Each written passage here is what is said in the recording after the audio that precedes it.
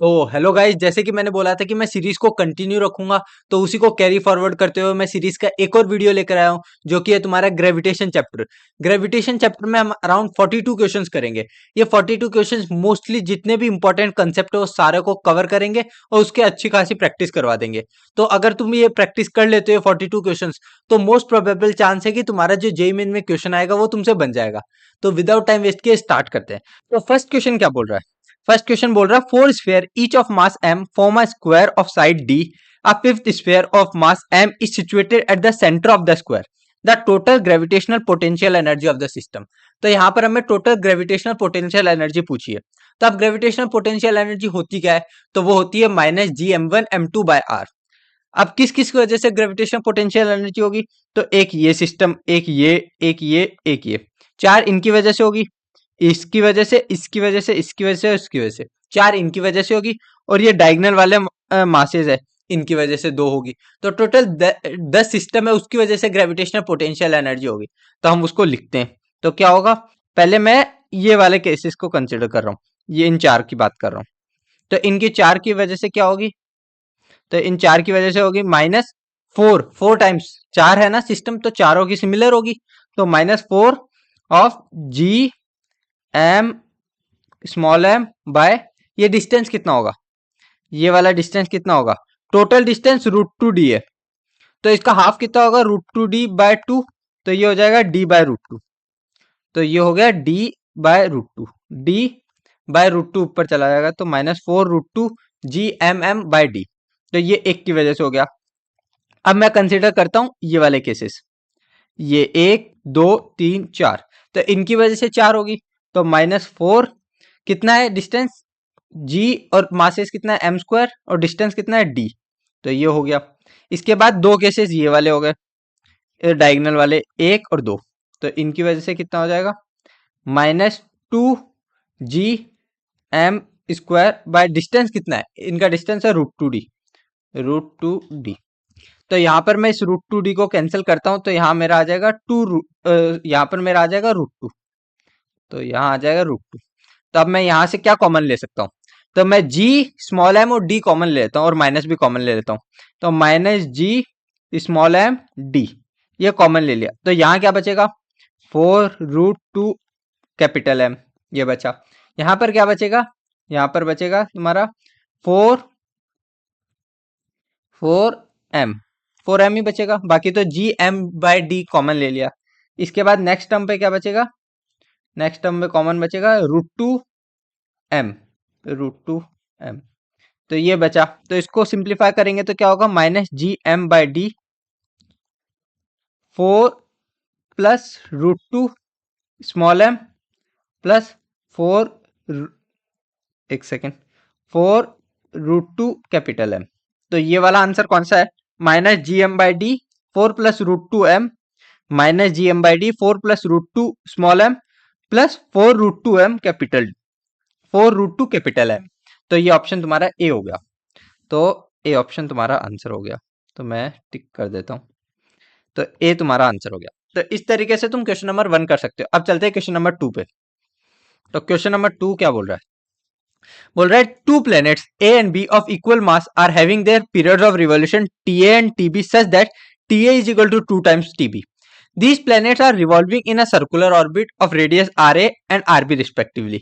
Which out of the following would be the correct relationship of their orbits? तो हमें एक चीज पता है कि जो टाइम पीरियड होता है टी ए, या टाइम पीरियड होता है, वो उसका रिलेशन होता है आर क्यूब, मतलब ऑर्बिटल के क्यूब के हिसाब से। मतलब रिलेशन होता है T square is directly proportional to R cube. ठीक है।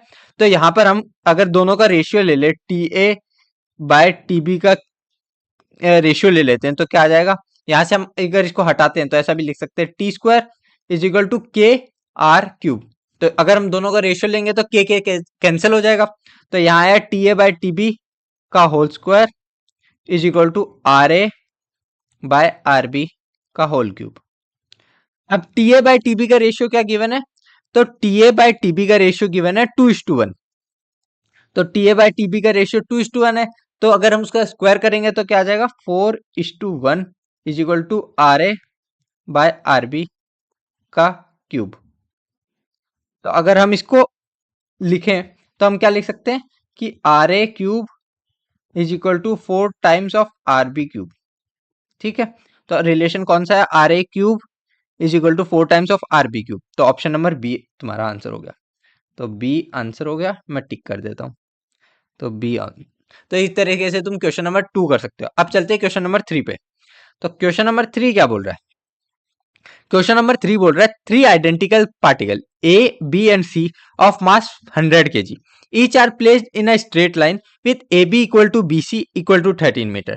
The gravitational force on a fourth particle P of the same mass is F when placed at a distance 13 meter from the particle B on the perpendicular bisector of the line AC. The value of F will be. तो पहले situation देखते हैं कि क्या बोलना चाह रहा है। तो ये बोलना चाह रहा है कि एक पार्टिकल है 100 kg, दूसरा पार्टिकल है 100 kg और तीसरा पार्टिकल है 100 kg। ये तीनों एक स्ट्रेट लाइन में रखा हुआ है और ये वाला डिस्टेंस इसके इक्वल है। और ये डिस्टेंस कितना है, ये है तुम्हारा 13 मीटर। 13 मीटर 13, और जो मास है वो कितना है 100 100 100 kg। अब बोल रहा है कि एक फोर्थ पार्टिकल है जो कि जो बी पॉइंट है इसके मतलब जो लाइन है इसको अगर हम ए सी बोलते हैं, ए ये वाला पॉइंट, बी ये वाला पॉइंट, तो एसी के परपेंडिकुलर जो एसी का बाइसेक्टर है, परपेंडिकुलर बाइसेक्टर वहां पर रखा है 13 मीटर अवे। मतलब कि ये वाला परपेंडिकुलर बाइसेक्टर हुआ और इससे 13 मीटर अवे रखा है। तो यहां से 13 मीटर अवे एक फोर्थ पार्टिकल रखा है जिसका मास भी 100 kg है, 100। ठीक है, अब इस पे टोटल फोर्स लग रहा है एफ, तो हमें उस एफ की वैल्यू बतानी। तो अब एफ कैसे कैसे लग रहा होगा, तो एक इसकी वजह से फोर्स लग रहा होगा, एक इसकी वजह से फोर्स लग रहा होगा और एक इसकी वजह से फोर्स लग रहा होगा। तीन की वजह से लग रहा है। लेट सपोज मैं इस फोर्स को बोल देता हूँ एफ डैश बोल देता हूँ। ठीक है, ये एफ डैश हो गया, ये वाला सिमिलर एफ डैश होगा और ये वाला कितना हो जाएगा, तो इसको मैं एफ डबल डैश बोल देता हूँ, एफ डबल डैश। इसको उससे कंफ्यूज मत होना, या रुको मैं कंफ्यूज हो जाओगे कि डेरिवेटिव है क्या, तो इसको मैं, रुको इसको हटाने दो, हट क्यों नहीं रहा। तो इसको डेरिवेटिव से कंफ्यूजन ना हो तो मैं F1 बोल देता हूँ और इसको F2 बोल देता हूँ। तो यहाँ पर जो F गिवन है वो क्या गिवन है, अगर मैं इस एंगल को थीटा बोल दूं तो ये वाला कौन सा कंपोनेंट हो जाएगा, तो जो F गिवन है वो क्या गिवन है, F2 plus 2 times of F1 cos theta. क्योंकि इसका अगर ये वाला कंपोनेंट होगा F1 साइन थीटा वाला, F1 साइन थीटा, और इसका F1 साइन थीटा होगा, तो ये दोनों तो कैंसिल आउट हो जाएंगे ना, तो सिर्फ कॉस कंपोनेंट बचेगा। तो हमने वो लिख दिया कॉस कंपोनेंट। तो जो एफ है वो है तुम्हारा F2 plus 2F1 cos theta. अब जो थीटा होगा वो क्या होगा, तो वो हम निकालेंगे, क्वेश्चन सॉल्व करते हैं। तो अब सबसे पहले हम F2 लिखते हैं। तो F2 क्या होगा, तो F2 क्या होगा, जी M1 M2 bye are square. ठीक है, फोर्स क्या होता है, जी M1 M2 bye are square. तो जी M1 M2 मास 100 गिवन है, तो सीधा मास ही रख देते एक बार, जी एम स्क्वायर, तीनों का मास एम मान लेते हैं। तो G M square by distance कितना है, डिस्टेंस गिवन है 13, तो मैंने लिख दिया 13 का स्क्वायर, ये हुआ 13 का स्क्वायर। या यहाँ पर डी भी लिख सकते हैं, डी लिख देते हैं सिंपल से, बाद में कैलकुलेशन सॉल्व कर देंगे। तो G M square by D square, ये हमारा फोर्स हो गया F2। और तुम्हें पता है कि फोर्स ग्रेविटेशनल अट्रैक्टिव होता है, रिपल्सिव नहीं होता, सिर्फ अट्रैक्टिव होता है, तो हमने वो लगा दिया, तो ये डायरेक्शन हो गया। अब हम लिखते हैं F1। तो F1 क्या होगा, तो F1 होगा तुम्हारा सेम, जी मास सेम है एम स्क्वायर, लेकिन यहाँ पे जो डी होगा वो अलग होगा। डी क्या होगा, तो डी तुम्हारा 13√2 होगा, या इसको हम बोल सकते हैं D√2 होगा। D√2 का स्क्वायर करेंगे तो यहाँ पे D√2 का स्क्वायर क्या हो जाएगा, 2D स्क्वायर। तो मैं इसको यहाँ पे 2D स्क्वायर लिख देता हूँ, 2D स्क्वायर लिख दिया। तो अब हमें 2F1 cos थीटा लिखना है। तो 2F1 cos थीटा किसके बराबर हुआ, 2F1 cos थीटा हुआ 2 into F1 G M square by 2D square into cos theta. अब कॉस थीटा क्या होगा, अगर ये थीटा है तो कॉस थीटा क्या होगा, बेस बेस जो कि है 13 बाय हाइपोटेनस, हाइपोटेनस क्या होता है 13√2। तो हमारा बेस बाय हाइपोटेनस करेंगे तो ये कितना आ जाएगा 13 बाय 13√2। तो यहाँ से हमारा 13 से 13 कैंसिल, 1/√2 आ जाएगा। तो ये हमारा आ गया 2f1 cos थीटा। तो 2f1 cos थीटा की वैल्यू क्या आई, मैं इसको यहाँ लिख देता हूँ। तो 2f1 cos थीटा की वैल्यू आई 2g, यहाँ से 2b 2 कैंसिल हो गया, तो क्या आया जी एम स्क्वायर बाय √2d²। ये हमारा है 2f1 cos थीटा। दोनों को ऐड कर देते हैं। तो मैं एक और पेज ऐड कर देता हूँ, तो क्या क्या वैल्यू आया था मेरा, f2 आया था gm² बाय, तो मेरा जो f आया वो आता है f2 plus 2f1 cos theta. और ये वैल्यू किसके बराबर है, f2 की वैल्यू आई है gm² बाय d² प्लस इसकी वैल्यू है gm² बाय √2d², √2d²। ये वैल्यू आई। तो यहां पर मैं क्या कर सकता हूं, इसको सिंप्लीफाई करता हूं। अब हम इसको सिंप्लीफाई करते हैं, तो अब हम यहाँ पर वैल्यू पुट करते हैं। तो क्या लिखा है, gm², मास कितना है 100 है, तो 100 का स्क्वायर कितना हो जाएगा 100 इंटू 100।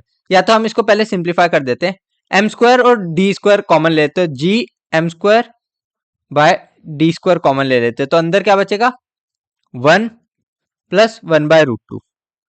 अगर मैं इसको सिंप्लीफाई करता हूं तो क्या आ जाएगा gm² bye d² √2 plus 1 bye √2।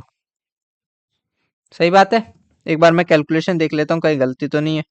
2f1 cos theta है, तो 2f1 cos थीटा हो गया, हाँ ठीक है, तो कैलकुलेशन तो ठीक है, √2d हो गया। तो अब इसकी वैल्यू किसके बराबर है, ठीक है, यहाँ पर आ गया। अब हम इसको सिंप्लीफाई करते हैं तो क्या आएगा, g मास कितना है m², तो इसको 100 इंटू 100 बाय d कितना था हमारा, तो d हमारा 13 था, तो 13 का स्क्वायर कितना होता है 169। ये वैल्यू आई, √2 की वैल्यू होती है 1.4 के अराउंड, प्लस 1 और नीचे आ जाएगा √2, तो 1.4। तो अगर मैं इसको सिंप्लीफाई करूँ तो 100 इंटू 100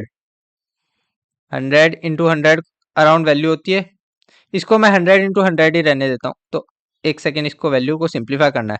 तो g is equal to 100 into 100 और इंटू 1.4 और 2.4, नीचे वैल्यू आई 169 इंटू 1.4 को ठीक है ऐसे रहने देते हैं।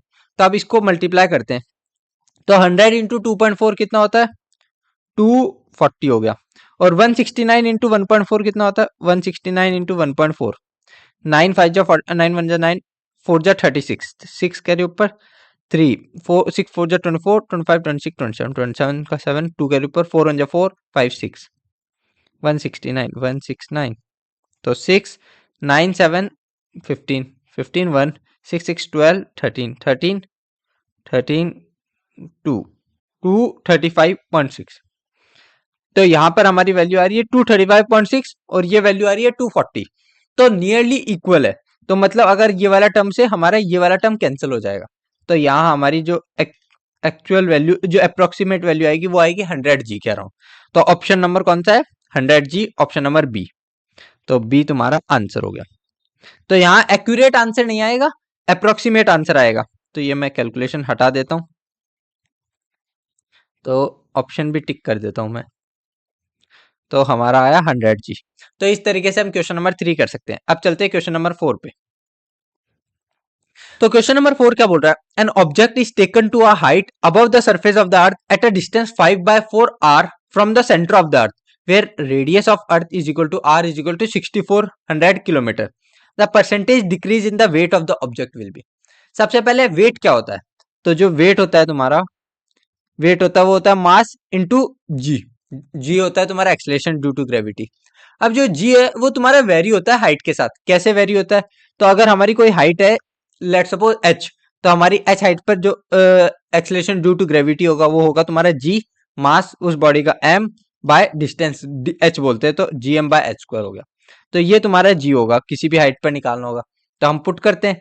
तो यहाँ पर g is equal to G M, mass m ले लेते हैं यहाँ पर, और h कितना है 5/4 r, तो 5/4 r को पुट करते हैं, तो 5/4 r का स्क्वायर करेंगे तो यहाँ पर आ जाएगा 25 आर स्क्वायर, ऊपर आ जाएगा 16, तो 16 G M by are square. तो ये हमारा जी हो गया। तो वेट क्या हो जाएगा, तो वेट हमारा हो जाएगा एम, तो यहाँ पर हमारा वेट क्या हो जाएगा, तो वेट हो जाएगा 16 M G M square by 25 R square. ये हमारा वेट हो गया।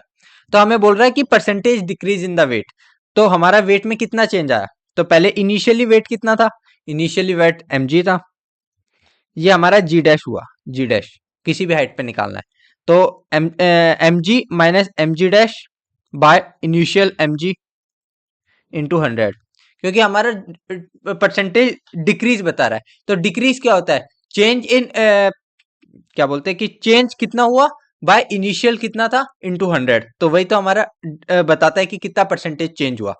तो हमने वही किया, तो एम जी माइनस 16, इसको हम क्या लिख सकते हैं, अब ये जो G M by are square लिखा है, तो इसको हम क्या लिख सकते हैं, जी लिख सकते हैं।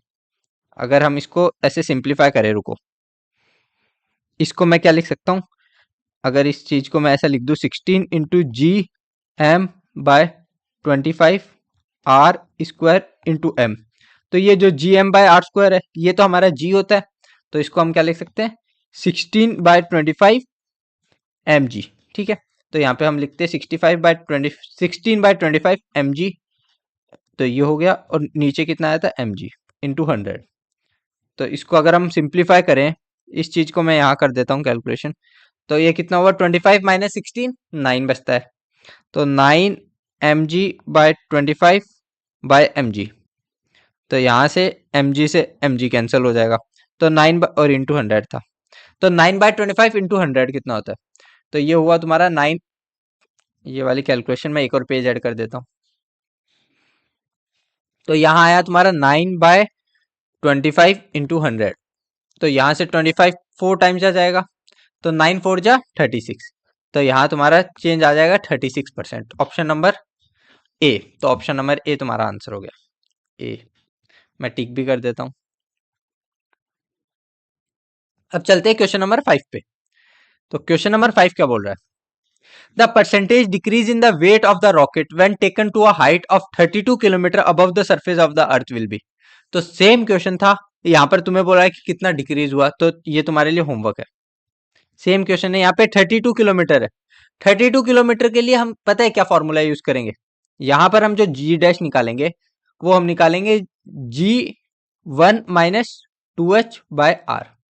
ये क्यों लगाएंगे, क्योंकि ये अप्रोक्सीमेशन होता है, अप्रोक्सीमेशन लगाते हैं हम कौन से केसेस के लिए, जब हम अप्रोक्सीमेशन यूज करते हैं जब हमारा जो h होता है, एक सेकेंड थोड़ा सा गड़बड़ हुआ, ठीक है, जो h होता है वो काफी स्मॉल होता है as compare to R. R हमारा है 6400 किलोमीटर और यहाँ h कितना दिया है 32 किलोमीटर, तो उस केसेस के लिए हमारा जो जी डैश होता है वो ये यूज करते हैं। क्या ये मैं सॉल्व कर ही दूं, चलो मैं सॉल्व कर ही देता हूँ, रुको। तो यहाँ पर हम मैं सिर्फ डब्ल्यू डैश निकाल के दे देता हूँ, तो डब्ल्यू डैश कितना हो जाएगा एम जी डैश, तो एम जी डैश कितना हुआ जी एम इंटू जी क्या है G 1 minus 2h, 2 into 32 by R, R कितना होता है 6400, तो ये 200, तो 200 यहाँ से ये कैंसिल हुआ 100, तो यहाँ हमारा एम जी क्या हुआ 1 माइनस 1 बाय 100, तो ये हुआ 99 बाय 100, तो ये हमारा हो गया 99 एम जी बाय 100, ये हमारा डब्ल्यू डैश हो गया। तो हम पूरा ही सॉल्व कर देता हूँ, तो डब्ल्यू चेंज क्या आ जाएगा, परसेंटेज डिक्रीज अगर निकालता हूँ तो परसेंटेज डिक्रीज चेंज कितना है, change in W by initial W into 100, तो चेंज कितना हुआ M G minus 99 M G by 100 by initial M G था इंटू 100, तो ये क्या हो जाएगा 100 माइनस 99, तो ये हुआ 1, तो M G by 100 by M G into 100, तो ये तुम्हारा एम जी से एम जी कैंसिल हुआ 100 से 100, तो ये हो गया 1%, तो 1% ऑप्शन नंबर ए, तो ए तुम्हारा आंसर हो गया। तो इस तरीके से तुम इस क्वेश्चन को भी सॉल्व कर सकते हो। अब चलते हैं क्वेश्चन नंबर 6 पे। अब हम क्वेश्चन नंबर 6 करते हैं। क्वेश्चन नंबर 6 क्या बोल रहा है, a body is projected vertically upward from the surface of the earth with a velocity equal to 1/3 of escape velocity. The maximum height attained by the body will be. तो हमने surface से एक बॉडी को एस्केप वेलोसिटी की third speed पे हमने फेंका, तो ये हमसे पूछ रहा है कि मैक्सिमम हाइट तक ये कितना तक जा सकता है, मैक्सिमम हाइट h पूछा है, तो हम कैसे निकालेंगे? तो इस टाइप के क्वेश्चन को हम एनर्जी कंजर्वेशन से करेंगे। किससे करेंगे? एनर्जी कंजर्वेशन से। अब ये एनर्जी कंजर्वेशन क्या बोलता है? तो एनर्जी कंजर्वेशन क्या बोलता है? Kinetic energy initial plus potential energy initial is equal to kinetic energy final plus potential energy final. ठीक है, अब इनिशियल काइनेटिक एनर्जी क्या? काइनेटिक एनर्जी क्या होता है? हाफ एम वी स्क्वायर, तो हाफ एम वी स्क्वायर। अब यहाँ पे वेलोसिटी जो बोली है वो बोली है स्केप वेलोसिटी के 1/3, तो स्केप वेलोसिटी का 1/3 का स्क्वायर, तो हाफ एम वी स्क्वायर हो गया। अब पोटेंशियल एनर्जी क्या होता है? तो पोटेंशियल एनर्जी होती है minus G M one M two by R, तो minus G M one M two, let suppose दोनों का मास एम है, तो ये हो जाएगा minus G M square by R, ये हो गया। अब फाइनल काइनेटिक एनर्जी, तो ये बोल रहा है कि एकदम टॉप पे पहुंच गया, तो टॉप पर मैक्सिमम हाइट बोला है, तो ये हमने प्रोजेक्टाइल के केस में देखा था कि मैक्सिमम हाइट पे वेलोसिटी जीरो होती है, तो अगर वेलोसिटी जीरो है तो काइनेटिक एनर्जी भी जीरो हो गई। अब पोटेंशियल एनर्जी क्या होगी? तो मैक्सिमम हाइट पे पोटेंशियल एनर्जी होगी minus G M square by R plus H, R plus H, तो ये हमारा हो गया। अब हम इसको सिंप्लीफाई करते हैं, तो यहाँ पर अगर हम इसको लिखें तो क्या लिख सकते हैं? वेलोसिटी का स्क्वायर लिख सकते हैं, तो इसको हम half M V square by 3 का स्क्वायर होता है 9, तो यहाँ पर आ गया 1/18, 1/18 minus G M square by R is equal to minus G M square by R plus H. तो यहाँ से हम क्या कैंसिल आउट कर सकते हैं? अब हम पहले वेलोसिटी, इसके वेलोसिटी क्या होती है? तो इसके वेलोसिटी होती है तुम्हारी 2gm बाय आर, ये तुम्हारी escape वेलोसिटी होती है। तो अगर मैं इसका स्क्वायर करूंगा तो क्या आ जाएगा? 2gm बाय आर, तो मैं अगर यहाँ पुट करता हूँ तो 1/18 into 2 into M into 2g, ये कैपिटल एम स्मॉल एम ही लेते हैं, जी एम, ये जो मास होता है वो होता है जी एम बाय आर, ये हुआ minus G M square by R is equal to minus G M square by R plus H. तो यहां से हमारा क्या कैंसिल आउट हो रहा है? G M square by R cancel हो रहा है, तो जी एम नहीं, आर कैंसिल नहीं हो रहा, जी एम स्क्वायर कैंसिल हो रहा है, तो जी एम स्क्वायर कैंसिल कर दिया, तो यहां पर क्या आ जाएगा? यहां से 2 से ये चला गया 9 जा, तो यहां क्या बचा? 1/9r minus 1/r is equal to minus 1/r plus H, ये बचा। तो अब इसको सिंप्लीफाई करते हैं, तो यहाँ पर r प्लस एच को इधर भेज देते हैं और इस टर्म को पूरे को इधर ले आते हैं, तो क्या हो जाएगा? 1/r plus H is equal to 1/r minus 1/9r। तो अगर हम इसको सिंप्लीफाई करेंगे तो क्या आ जाएगा? 8/9r, 8/9r is equal to r plus H. तो एक और पेज ऐड कर देता हूं मैं, तो 1/r plus H is equal to 8/9r, तो यहां से क्या आ जाएगा? 9r is equal to 8r plus 8h, तो यहां से अगर इसको इधर करते हैं तो क्या आ जाएगा? r is equal to 8h, तो यहां से h क्या आ जाएगा? h is equal to r/8। तो r क्या होता है? r होता है 6400, तो r होता है सॉरी h होता है r/8 और 8 क्या होता है? 6400/8, तो 8 8 जा जाता है, तो यहां से हमारी h की वैल्यू क्या आ गई? 800, तो ये तुम्हारा h की वैल्यू आ गई। तो ऑप्शन में तुमसे क्या पूछा था? h की वैल्यू पूछी थी, तो h हो गई 800 किलोमीटर, तो ऑप्शन नंबर कौन सा हो गया? ए। मैं एक बार पेन चेंज करके, तो इसका आंसर हो गया ए। तो इस तरीके से तुम क्वेश्चन नंबर 6 कर सकते हो। अब चलते हैं हम क्वेश्चन नंबर 7 पे, एक सेकेंड। तो अब चलते हैं क्वेश्चन नंबर 7 पे। तो क्वेश्चन नंबर 7 क्या बोल रहा है? A body of mass m is projected with velocity lambda of escape velocity in vertically upward direction from the surface of the earth into space. It is given that escape velocity v is escape velocity and lambda is less than 1. If air resistance is considered to be negligible, then the maximum height from the center of the earth to which the body can go will be. तो हमें बोला है कि एक situation है, let suppose यहाँ से हमने इसको इसके लेमडा टाइम्स ऑफ इसके वेलोसिटी से फेंका, तो हमें पूछ रहा है कि मैक्सिमम हाइट बताओ जहां तक ये जा सकता है। तो मैक्सिमम हाइट जो अभी हमने किया था, सिमिलर क्वेश्चन था, वहां पर इसके लेमडा की वैल्यू 1/3 थी, तो हम वही सेम क्वेश्चन है, तो इसको हम सॉल्व करते हैं। तो यहाँ पर हम एनर्जी कंजर्वेशन लगाएंगे, एनर्जी कंजर्वेशन। तो क्या बोलता है, इनिशियल काइनेटिक एनर्जी। तो इनिशियल काइनेटिक एनर्जी क्या होगी, हाफ मास एम, वेलोसिटी क्या होगी, इसके वेलोसिटी तो लेमडा वी ई का स्क्वायर, ये हो गया, is equal to plus potential energy. Potential energy क्या होती है, minus G M square by R. आर फाइनल काइनेटिक एनर्जी जीरो हो जाएगी, और फाइनल पोटेंशियल एनर्जी क्या होगी, minus G M square by R plus H का होल स्क्वायर।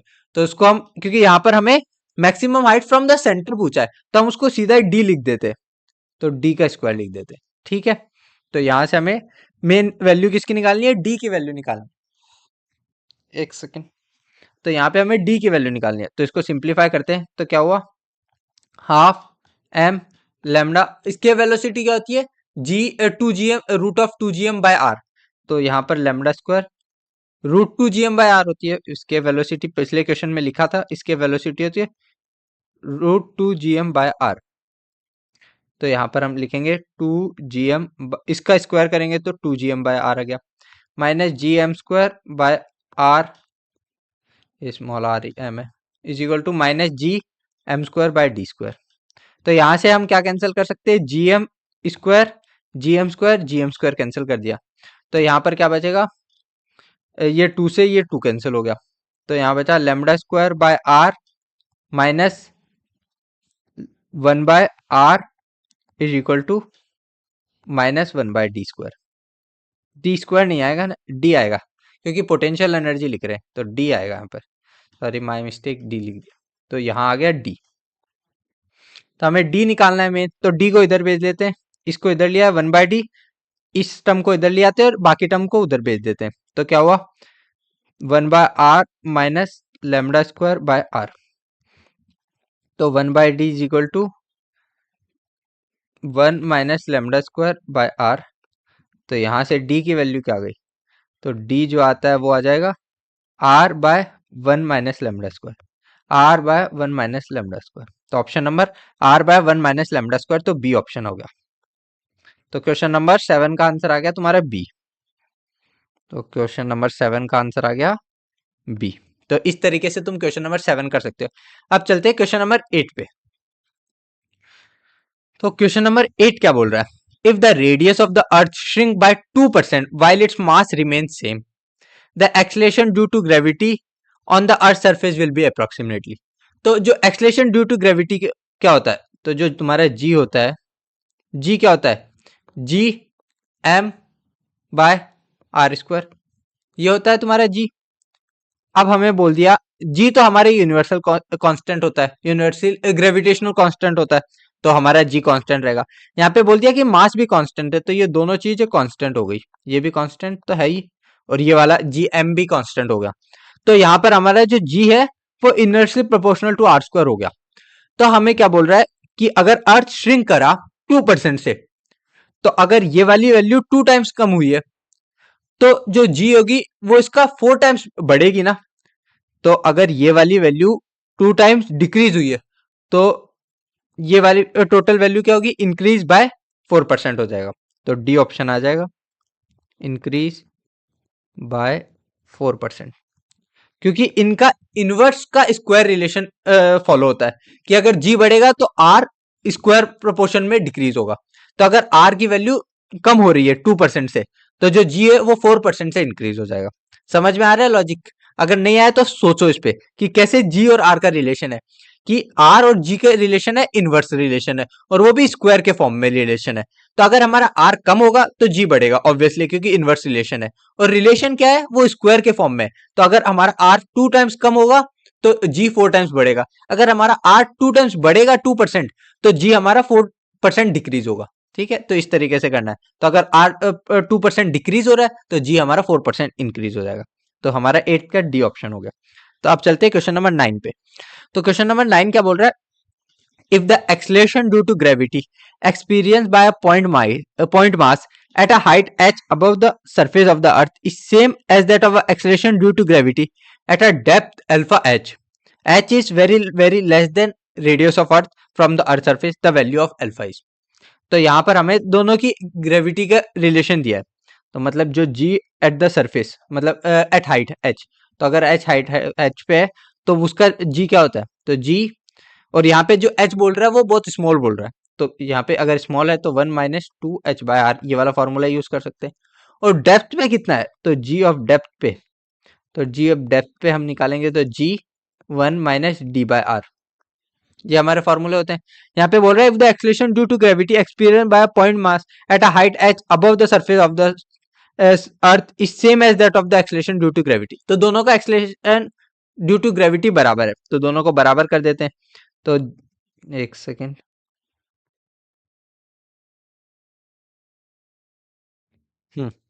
तो यहाँ पर अगर हम इसका g 1 minus 2h/r is equal to g 1 minus, जो d है डेप्थ है उसको क्या आपने बोला है, अल्फा h बोला है, तो यहाँ पे अल्फा h/r, तो यहाँ से g कैंसिल हो जाएगा, 1 से 1 कैंसिल हो जाएगा, तो यहाँ और माइनस से माइनस उड़ जाएगा, तो यहाँ पे बचा 2h/r is equal to alpha h/r, r से r कैंसिल हो जाएगा, h से h कैंसिल हो जाएगा, तो यहाँ पे अल्फा की वैल्यू आ गई 2।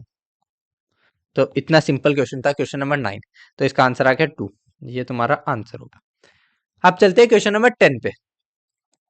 तो क्वेश्चन नंबर 10 क्या बोल रहा है, an object of mass 1 kg is taken to a height from the surface of the earth which is equal to 3 times the radius of the earth, तो हम सरफेस से 3 टाइम्स ऑफ द रेडियस एक point 1 kg मास को लेकर जाते हैं, तो हमें बताना है कि पोटेंशियल एनर्जी में गेन कितना हुआ।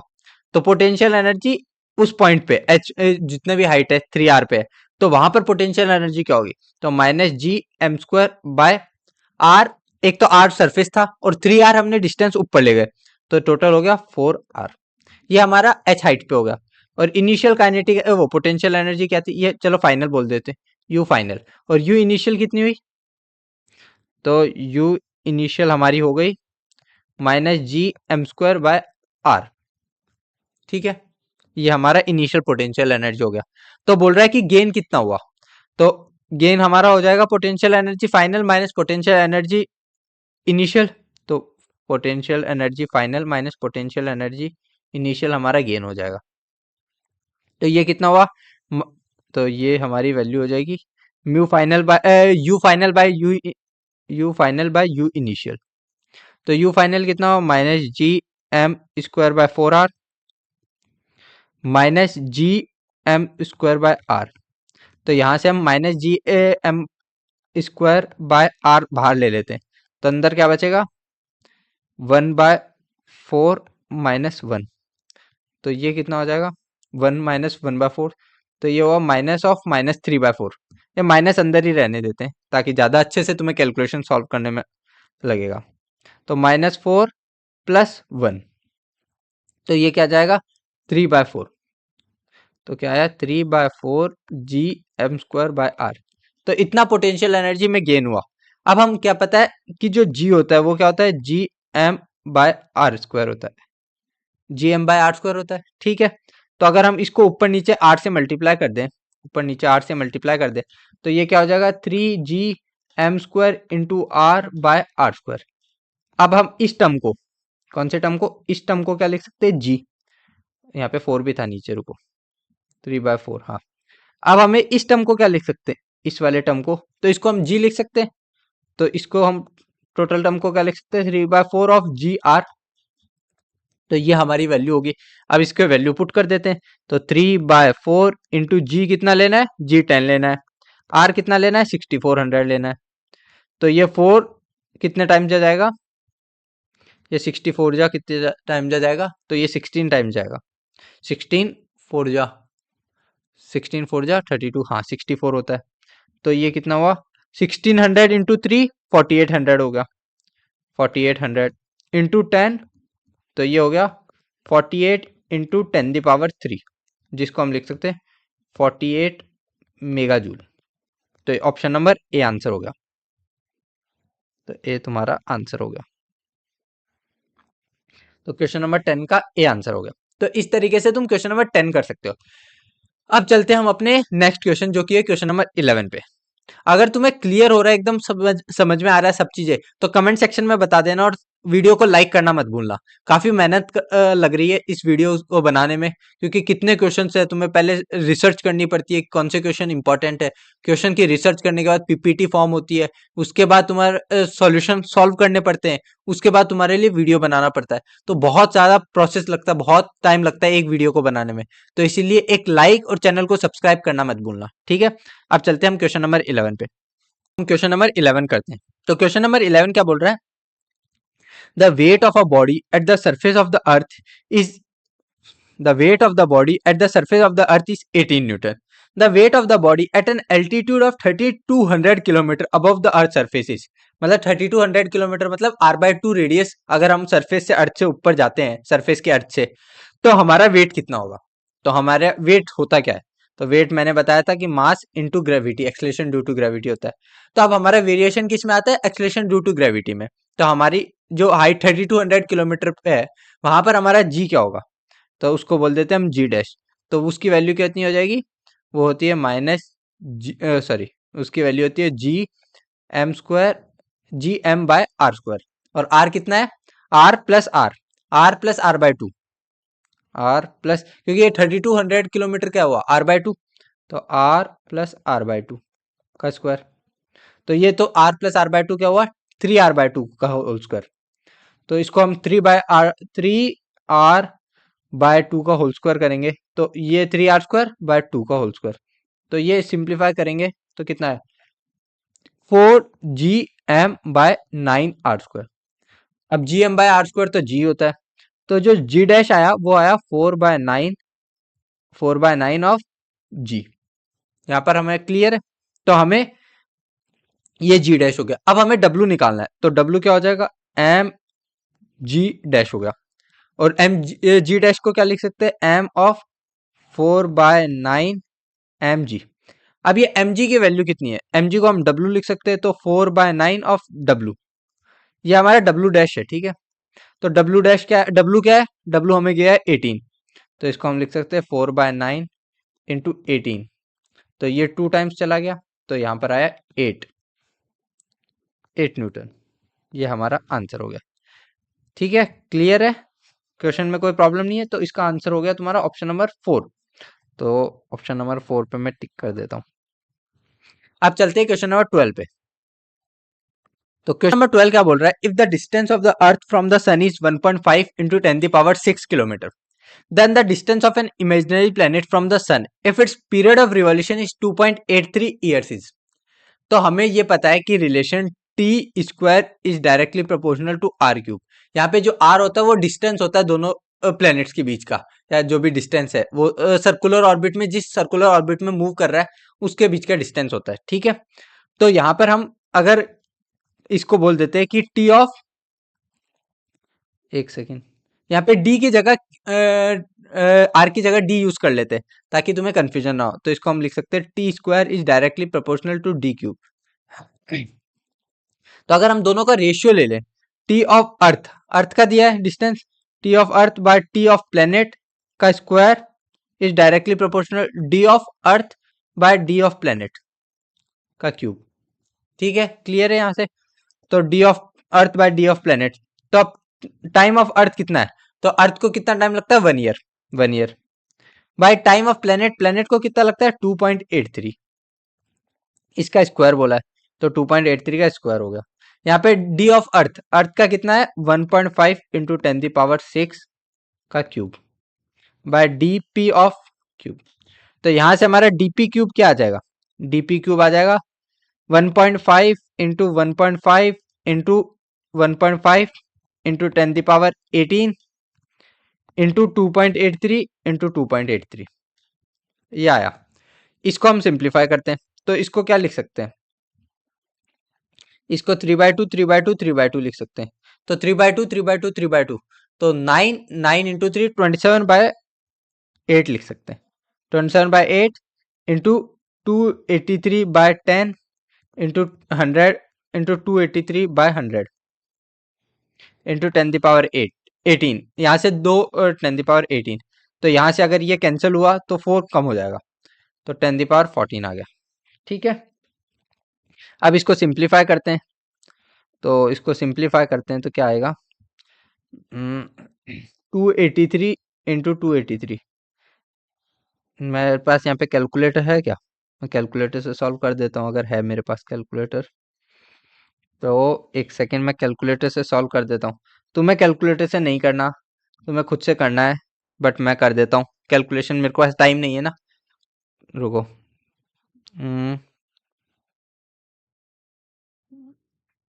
बेसिक कैलकुलेटर, 2 कितना था आंसर मेरा था, वैल्यू एक बार चेक कर लेता हूँ,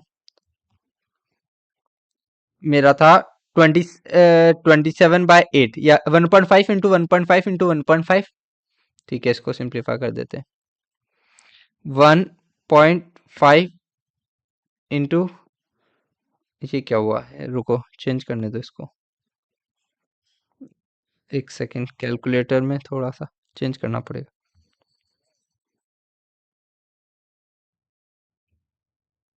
1.5 इंटू 1.5 इंटू 1.5 इंटू 2.83 इंटू 2.83, ये हमारा आया इंटू, अब इसका अगर हम वो लेते हैं 27 है, तो 27 का क्यूब कितना होता है, अगर अंडर रूट ऑफ 3 लेते हैं, 1/3 लेते हैं, तो ये हमारा था question.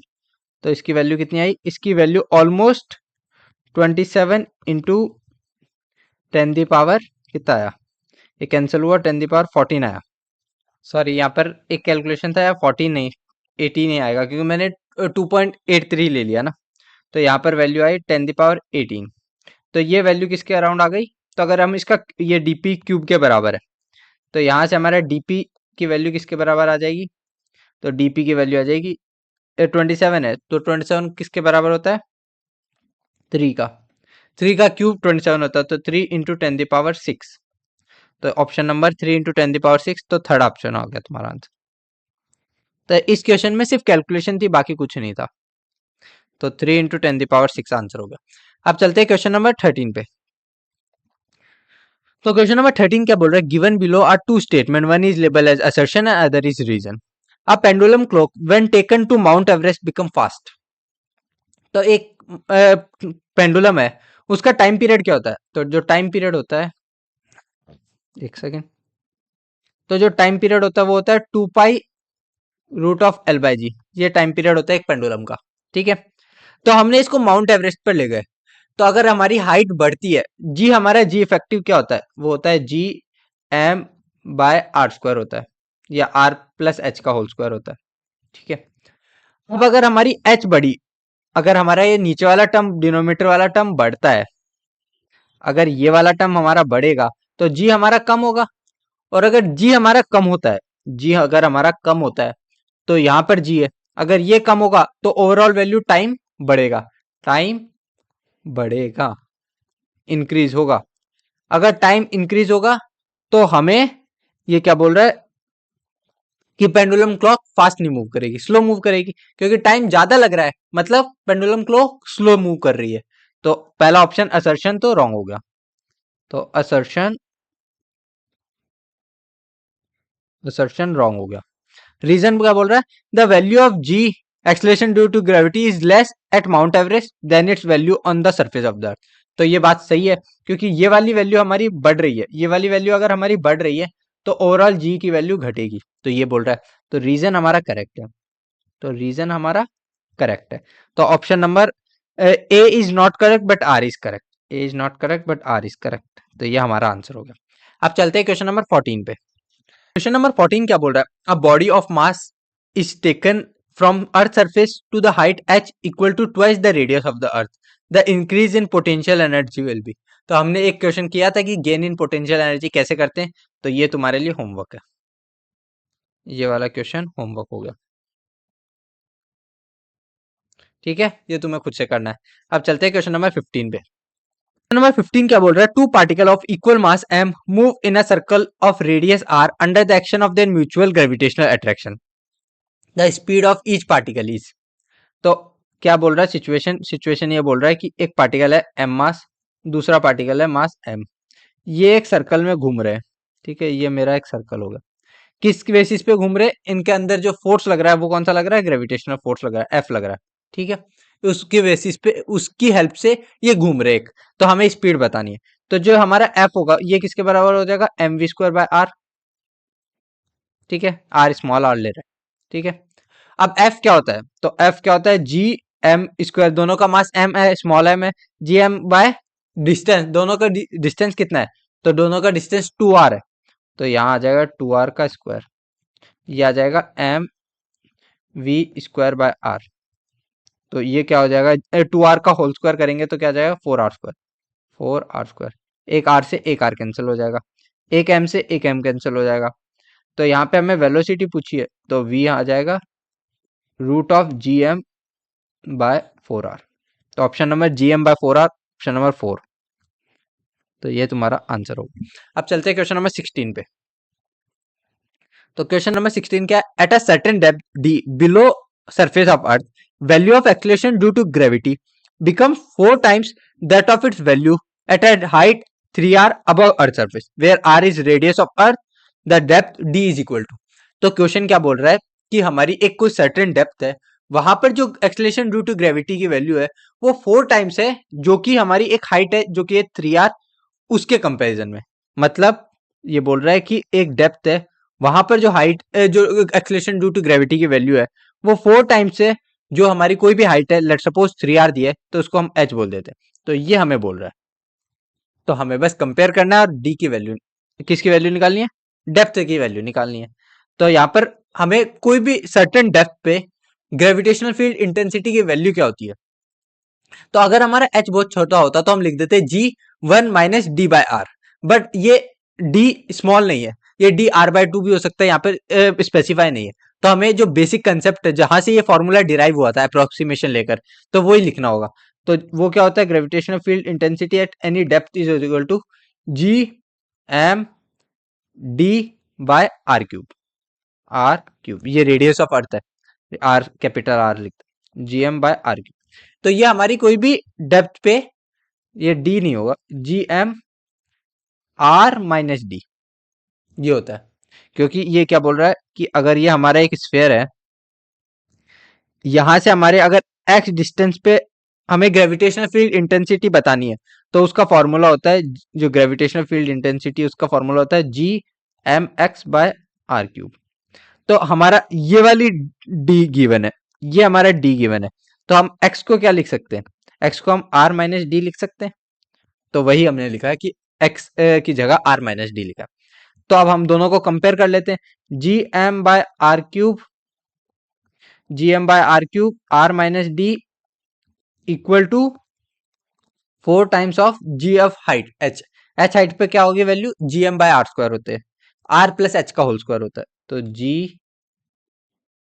G M, capital M लिया है तो कैपिटल एम ही लेते हैं, G M by R plus H का whole square, R plus H, H कितना है 3r, 3r का होल स्क्वायर। तो यहाँ पर हम इसको सिंप्लीफाई करते हैं, यहाँ से जीएम से जीएम कैंसिल कर देते हैं, r - d by R cube is equal to 4 times of r plus 3r, 4r, 4r का होल स्क्वायर कितना होता है 16r स्क्वायर। तो यहाँ से r स्क्वायर से r स्क्वायर कैंसिल हुआ, और 4 से ये 16 4 जा चला गया। तो यहाँ क्या बचा, इसको सिंप्लीफाई करें तो r - d by r is equal to 1/4, 1/4 बचा। तो यहाँ पर क्या आया, इसको मैं यहाँ सिंप्लीफाई कर रहा हूँ, तो 4r - 4d is equal to r, तो इसको इधर भेजा, इसको इधर भेजा, तो 3d is equal to, sorry 3r is equal to 4d। तो यहाँ से d की वैल्यू आ गई 3/4 ऑफ r। अब 3/4 r की वैल्यू क्या होती है, तो d is equal to 3/4 into 6400। तो यहाँ से ये कैंसिल हुआ 1600, तो d की वैल्यू आ गई 4800 किलोमीटर। तो ये तुम्हारा आंसर आ गया। तो ऑप्शन नंबर 4।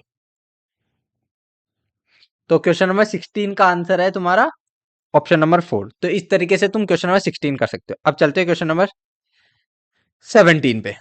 तो क्वेश्चन नंबर 17 क्या बोल रहा है? A body weight W is projected vertically upward from earth surface to reach a height H above the earth which is equal to 9 times the radius of the earth.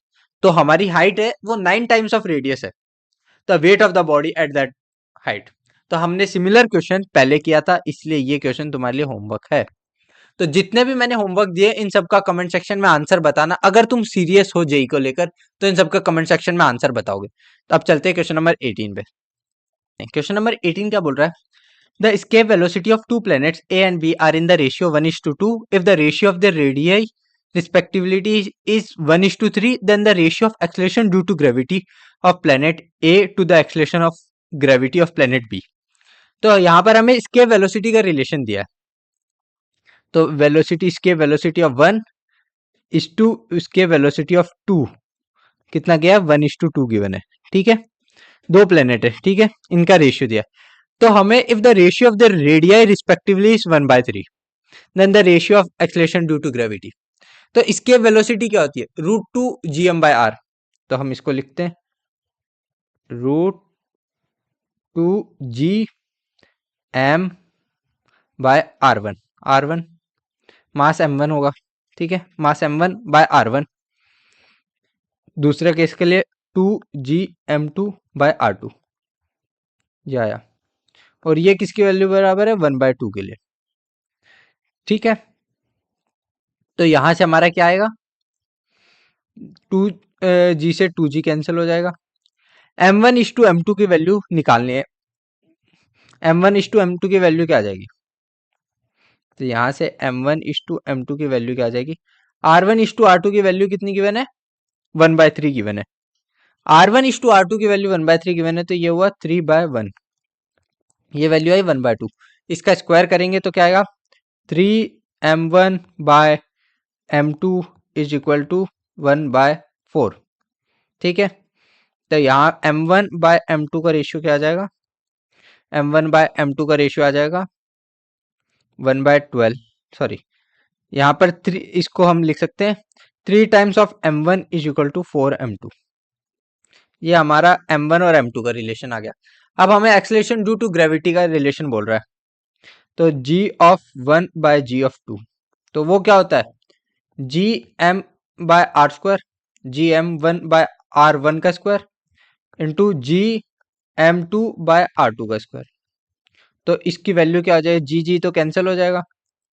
m1/m2 का ratio क्या है? m1/m2 का ratio है 1/12। तो m1/m2 का ratio हो गया 1/12। और r2/r1 का रेशियो स्क्वायर क्या है? r2/r1 का हो जाएगा 9/1। तो 9/1, तो ये 9 से ये 12 जा गया, कितना बचेगा? 3/4। तो 3/4 ऑप्शन नंबर 4। तो ऑप्शन नंबर 4 तुम्हारा आंसर हो गया। तो क्वेश्चन नंबर 18 तुम इस तरीके से कर सकते हो। ठीक है, क्वेश्चन नंबर 18 क्लियर है। अब चलते हैं क्वेश्चन नंबर 19 पे। क्वेश्चन नंबर 19 करते हैं। क्वेश्चन नंबर 19 क्या बोल रहा है? अ planet has double the mass of the earth, its average density is equal to that of the earth, an object weighing w on earth will weight on that object। तो एक body है, एक planet है जिसका मास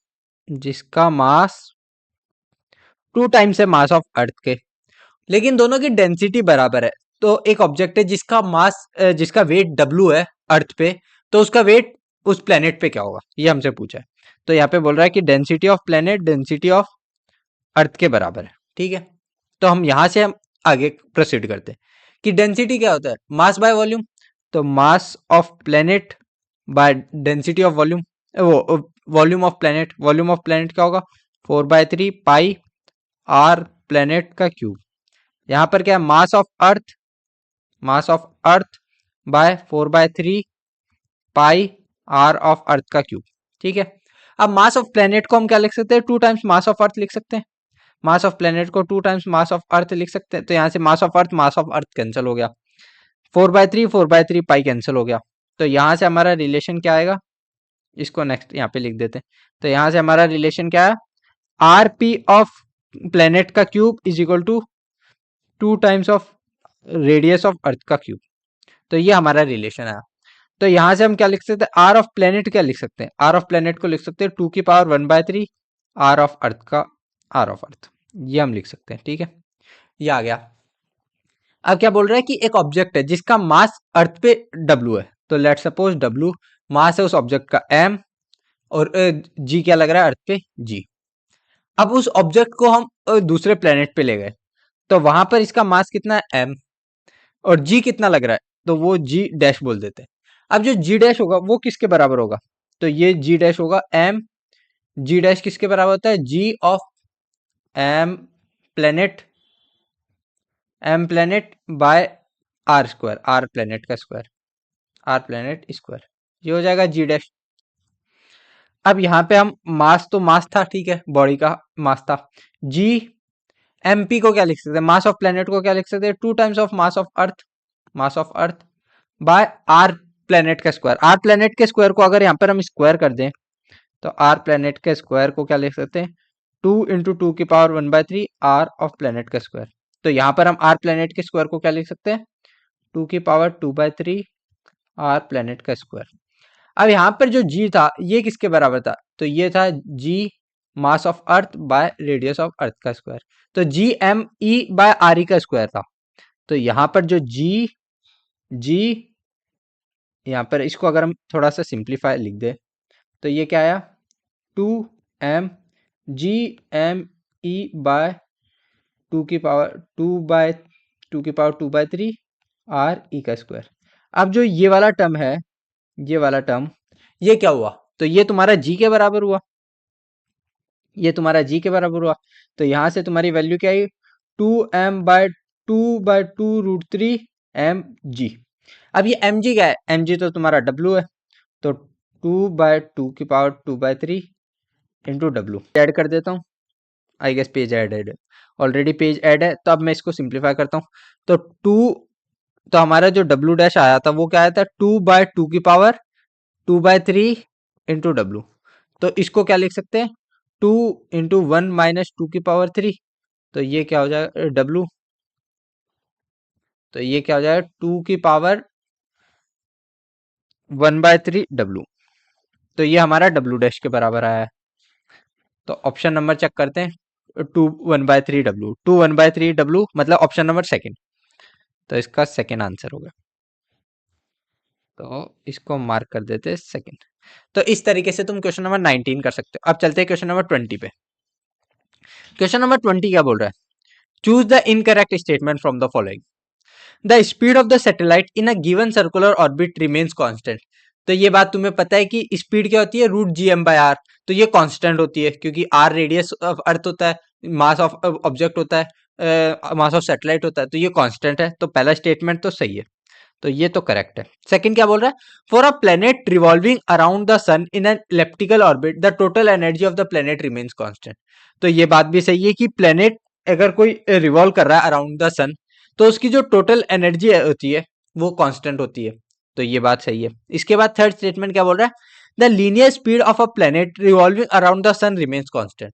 तो ये statement गलत हो गया, क्यों, क्योंकि ये अगर हमारा लेट्स सपोज सन और हमारा अर्थ का सिस्टम मान लेते हैं, तो ये रोटेट कैसे करता है अर्थ, ये एक इलेप्टिकल ऑर्बिट में रोटेट करता है। और यहाँ पे मैंने बोला कि इसकी एंगुलर, इसमें क्या होता है कि जो एंगुलर मोमेंटम होता है वो कंजर्व होता है, एंगुलर मोमेंटम कंजर्व है। यहाँ पर जो रेडियस है r1 बोल देते हैं, ये r2 बोल देते हैं, ठीक है, r1 और ये r2,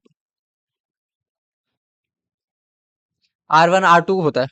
तो अगर r1 छोटा है तो यहाँ पर जो वेलोसिटी होगी वो ज्यादा होगी, क्योंकि हमारा जो m मास तो कांस्टेंट है, v1 v/r परपेंडिकुलर होता है, तो ये हमारा कांस्टेंट होना चाहिए, मतलब हमारा जो एंगुलर मोमेंटम है वो कांस्टेंट होना चाहिए, क्योंकि नेट टॉर्क नहीं लग रहा। तो अगर हमारा ये कांस्टेंट है, अगर हमारा r छोटा होगा तो v बड़ा होगा, और v छोटा होगा तो r छोटा होगा, v बड़ा होगा तो r छोटा होगा, क्योंकि ये कांस्टेंट रहेगा। अब यहाँ पे बोल रहा है कि यहाँ v ज्यादा होगा, v ज्यादा होगा, और यहाँ v कम होगा क्योंकि r ज्यादा है, तो यहाँ v कम होगा, कम होगा। बट यहाँ स्टेटमेंट में क्या बोल रहा है, linear speed of a planet revolving around the sun remains constant, तो वो कांस्टेंट नहीं है, तो ये वाला स्टेटमेंट गलत हो गया। विच मीन्स आंसर हमें इनकरेक्ट पूछा था, तो आंसर हमारा थर्ड हो गया। थर्ड हमारा आंसर हो गया। फोर्थ क्या बोल रहा है, when a body false towards earth the displacement of the earth toward the body is negligible. तो ये बात तो हमें पता है कि जब अर्थ की तरफ कोई बॉडी आती है तो हमें ऐसा थोड़ी होता है कि अर्थ जा रही है, फील होता है, नहीं होता, क्योंकि वो बहुत नेग्लिजिबल डिस्टेंस मूव करता है डिस्प्लेसमेंट। तो इसलिए ये स्टेटमेंट भी सही हो गया। तो हमारा थर्ड स्टेटमेंट गलत है। ठीक है, अब चलते हैं क्वेश्चन नंबर 21 पे। क्वेश्चन नंबर 21 क्या बोल रहा है, the weight of the body on the surface of the earth is 100 newton, the gravitational force on it when taken at a height from the surface of the earth equal to 1/4 of the radius of the earth. तो यहाँ पे जो gravitational force पूछा है, gravitational force मतलब तुमसे क्या पूछा है, जी पूछा है और कुछ नहीं पूछा है। तो यहाँ पे जी बता देना है दोनों का। तो जी ग्रेविटेशनल फोर्स क्या होता है, वही होता है तुम्हारा ग्रेविटेशनल फोर्स Gm/r²। तो तुम निकाल दोगे, ये होमवर्क दे दूं क्या मैं तुम्हें, ये होमवर्क ही ले लो, कर देना कमेंट सेक्शन में। या चलो मैं सॉल्व कर ही देता हूँ। चलो मैं सॉल्व कर ही देता हूँ। तो wait of the body on the surface of the earth, तो वेट कितना दिया है, वेट कितना दिया है 100 newton. The gravitational force on it, gravitational force पूछा मतलब डब्लू पूछा, सॉरी माय मिस्टेक, जी बोला था, डब्लू पूछा है, ग्रेविटेशनल फोर्स पूछा है। क्योंकि कोई भी बॉडी पे हमने देखा था कि कौन से फोर्स लगते हैं, ग्रेविटेशनल फोर्स लगता है। ग्रेविटेशनल फोर्स क्या होता था, हम mg लगाते थे, तो mg क्या हुआ, डब्लू हुआ, तो वही डब्लू होता है, तो वही पूछा ग्रेविटेशनल फोर्स। तो ग्रेविटेशनल फोर्स हमारा डब्लू दिया है 100 newton. The gravitational force on it when taken at a height h at a height from the surface of the earth equal to 1/4 the radius of the earth. तो हमारे 1/4 radius के ऊपर एक body है, ये हमारी अर्थ है, इससे रेडियस आर है, तो हम यहाँ से r/4 डिस्टेंस पर ले गए। यहाँ पर हमें वो बताना है कि इसका वेट क्या होगा, तो हम निकाल देते हैं। तो सबसे पहले जी डैश होगा, तो जी डैश क्या होगा, एम इस Gm/r²। आर कितना है, r+r/4, r+r/4 क्या था 5r/4, 5r/4 होगा, 5r/4 का होल स्क्वायर होगा। अब अगर इसको हम सिंप्लीफाई करें तो 5r/4 का होल स्क्वायर कितना आ जाएगा, 16/25 r²। अब हमें यहाँ पर क्या बोल रहा है, Gm/r², तो यहाँ पे 16/25, Gm/r² की वैल्यू कितनी गिवन है, ये हो गया हमारा जी हो गया। तो वेट क्या होगा डब्ल्यू डैश, तो वो हो जाएगा mg डैश, और m कितना है, mg डैश कितना है, g डैश है तुम्हारा 16/25 g। इसको मार्क्स को बाहर इधर लिख देते हैं mg। अब ये mg की वैल्यू कितनी दी है, w, ये mg क्या हुआ, ये हमारा w होता है। तो ये किसके बराबर हुआ, 16 बाय ये 29 क्यों 25, 16/25 w, और w की वैल्यू कितनी है 100 गिवन है, तो इसको लिख सकते हैं 16/25 इंटू 100। तो ये कितना जा 4 जा टाइम चला जाएगा, तो 16 4 जा 64, तो 64 ऑप्शन नंबर 1। तो इस तरीके से तुम क्वेश्चन नंबर 21 भी कर सकते हो। अब हम चलते हैं क्वेश्चन नंबर 22 पे। तो क्वेश्चन नंबर 22 बोल रहा है, the weight of the body on the earth is 400 newton, the weight of the body when taken to a depth half of the radius of the earth will be. तो अगर हम ये जैसे अर्थ है, एक सेकेंड, ये पेन, हाँ ये अर्थ है, ठीक है, इसकी अगर हमारे को बोल रहा है कि डी डेप्थ पर हमें जो डेप्थ बोली है हाफ ऑफ द रेडियस है, तो वहां पर ये रेडियस ये आर होगा, ठीक है। तो यहाँ पर हमें डी डेप्थ पर क्या बताना है, वेट बताना है, ठीक है।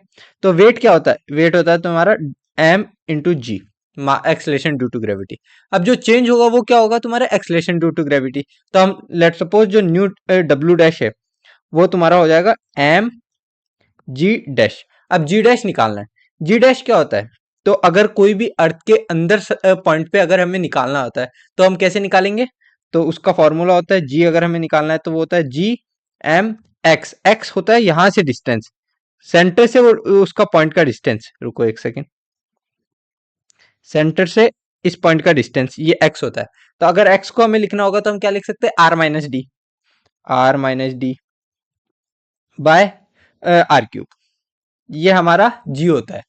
अब यहां पर क्या बोल रहा है कि ये Gm(r-d), d क्या बोल रहा है, हाफ ऑफ द रेडियस, तो यहां पर r-r/2, तो कितना हुआ r/2, तो r/2 r³। तो यहाँ से आर कैंसिल हो गया, यहाँ पर आ जाएगा 2। अब G M by are square क्या होता है, वो तुम्हारा जी होता है, तो ये आ गया जी बाय 2। तो तुम्हारी जो जी डैश की वैल्यू थी वो हो गई तुम्हारी जी बाय 2 के बराबर। तो यहाँ पर हम पुट करते हैं, तो एम जी बाय 2। अब एम जी की वैल्यू कितना है, डब्ल्यू कितना गिवन है 400, तो 400 divided by 2 is equal to 200 newton. तो इस तरीके से तुम्हारे क्वेश्चन नंबर 22 का आंसर होता है 200 न्यूटन। तो मैं टिक कर देता हूँ, एक सेकेंड। तो 200 न्यूटन तुम्हारा आंसर हो गया। अब चलते हैं क्वेश्चन नंबर 23 पे। तो अब हम करेंगे क्वेश्चन नंबर 23। तो क्वेश्चन नंबर 23 क्या बोल रहा है, the orbital angular momentum of a satellite is L when it is revolving in a circular orbit eight a height h from earth surface. If the distance of a satellite from the Earth center is increased by 8 times to its initial value, then the new angular momentum will be। तो situation क्या बोल रहा है कि ये हमारी अर्थ है, ये हमारी अर्थ है, यहाँ से एच हाइट पर एक सैटेलाइट है, वो मूव कर रही है, ये हमने लेट सपोज सैटेलाइट बना दी, ये घूम रहा है, ठीक है, अर्थ के हाइट एच हाइट से ऊपर, ठीक है। अब बोल रहा है कि यहाँ पर इसका एंगुलर मोमेंटम एल है। तो एंगुलर मोमेंटम क्या होता है, एम वी आर। तो मास वेलोसिटी क्या होती है, ऑर्बिटल वेलोसिटी, ऑर्बिटल वेलोसिटी क्या होती है जी एम बाय आर। तो G M by R, R क्या लेते हैं, यहां से लेट सपोज इससे डिस्टेंस ये वाला आर बोल देते हैं, ठीक है। तो G M by R into M V हो गया और आर, एम वी आर। तो ये हमने एंगुलर मोमेंटम लिख दिया। अब फाइनल मोमेंटम क्या होगा, तो फाइनल मोमेंटम को हमने एल डैश बोल दिया। तो ये क्या होगा, mass orbital velocity G M by, let suppose ये कितना डिस्टेंस मूव कर गया, 8 टाइम्स इंक्रीज कर गया, तो फाइनल आर डैश बोल देते हैं। तो R dash dot R dash, ये आ गया। तो ये हमारा फाइनल हो गया।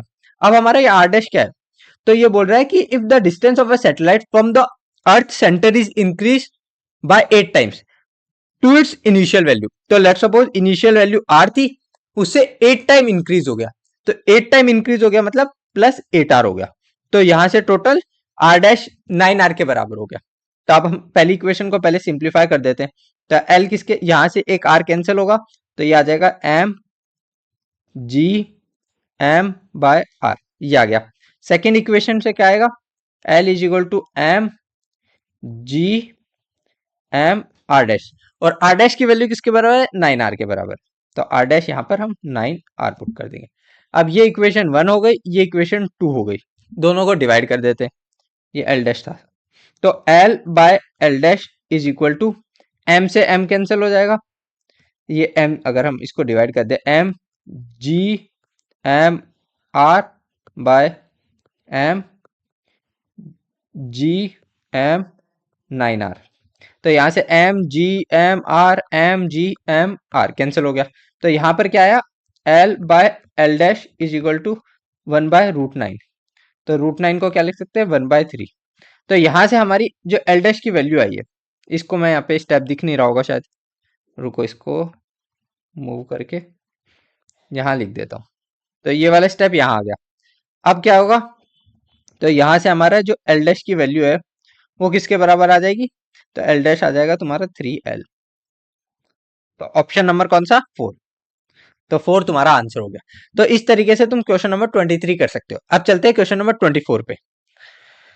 तो क्वेश्चन नंबर 24 क्या बोल रहा है, the radii of two planets A and B are R and 4R and their densities are rho and रो/3 respectively. The ratio of acceleration due to gravity at their surfaces. तो हमें acceleration due to gravity निकालना है। Acceleration due to gravity क्या होती है, G M by are square. तो acceleration due to gravity G mass of A by radius of A का square, ये आ गया फर्स्ट केस। ये हमारा जी ऑफ ए हो गया। जी ऑफ बी क्या लिखेंगे, जी ऑफ बी हो जाएगा G mass of B by radius of B का स्क्वायर। ठीक है, यहां तक क्लियर है। अब हम मास ऑफ ए और मास ऑफ बी का रिलेशन क्या लिखेंगे, तो मास ऑफ ए और मास ऑफ बी में रिलेशन है, यहाँ पे हमें डेंसिटी गिवन है, तो मास को हम क्या लिख सकते हैं, density into volume, density into volume लिख सकते हैं। तो यहां से हम क्या लिखेंगे, डेंसिटी इंटू वॉल्यूम, वॉल्यूम क्या होता है 4/3 pi are cube, are cube. तो ये हम यहाँ पर पुट करेंगे। तो फर्स्ट इक्वेशन को हम यहाँ पर रीराइट करते हैं। तो फर्स्ट इक्वेशन क्या लिखेंगे, G A is equal to G mass of A, mass of A को क्या लिख सकते हैं, density of density into 4/3 pi R A का क्यूब, ठीक है। और जीबी को क्या लिख सकते हैं, जीबी हो जाएगा, यहाँ पर आर ए क्यूब भी था, आर ए स्क्वायर था। अब जीबी क्यूब को जीबी को क्या लिख सकते हैं, ग्रेविटी ऑफ बी को जी इंटू डेंसिटी कितनी है, रो बाय 3, तो रो bye 3 into 4/3 pi are B का क्यूब बाय आर बी का स्क्वायर। यहाँ से आर बी स्क्वायर से आर बी एक क्यूब कैंसिल हुआ, मतलब एक आर बी बच गया। यहाँ पर सिमिलरली ऊपर वाले में भी आर ए क्यूब से आर ए स्क्वायर कैंसिल हुआ, तो ऊपर सिर्फ एक आर ए बच गया। तो अगर मैं इसको सिंप्लीफाई करके लिख दूं तो क्या आएगा, यहाँ से अगर हमने कैंसिल कर दिया तो आर ए बचा, यहाँ पर भी यहाँ आर बी बचा, ये आ गया। इसको इक्वेशन 1 बोल देते हैं, इसको इक्वेशन 2 बोल देते हैं। हमसे क्या पूछा है, रेशियो बोला है, तो जी ए बाय जीबी बताना है। तो जी ए बाय जीबी क्या हो जाएगा, यहाँ से जी से जी कैंसिल हो जाएगा, रो से रो कैंसिल हो जाएगा, 4/3 पाई से 4/3 कैंसिल हो जाएगा, तो ऊपर क्या बचेगा, आर ए बाय ये आर ए बाय 3, 4/3 से 4/3 कैंसिल हो गया, तो यहाँ 3 R A by R B आ गया, ये हमारा बचा। अब हमें आर ए और आर बी का रिलेशन गिवन है कि R A by R B, जो आर ए है वो आर के बराबर है और आर बी 4R के बराबर है, तो वो पुट कर देते, आर ए आर के बराबर है और आर बी 4R के बराबर है, तो यहाँ से आर से आर कैंसिल हुआ, तो जी ए बाय जी बी की वैल्यू आई 3/4, ऑप्शन नंबर 4। तो इस तरीके से तुम क्वेश्चन नंबर 24 कर सकते हो। तो इसका आंसर आ गया 4। तो मैं टिक कर देता हूँ क्वेश्चन नंबर 4 3/4, पहले वाले में टिक नहीं किया था 3L। तो ये हमारा क्वेश्चन नंबर 24 हो गया। अब चलते हैं क्वेश्चन नंबर 25 पे। तो क्वेश्चन नंबर 25 क्या बोल रहा है, अ spaceship of mass 2 into 10⁴ kg is launch into a circular orbit whose sorry, a spaceship of mass 2 into 10⁴ kg is launched into a circular orbit close to the earth's surface. The additional velocity to be imparted to the spaceship in the orbit to overcome the gravitational pull will be.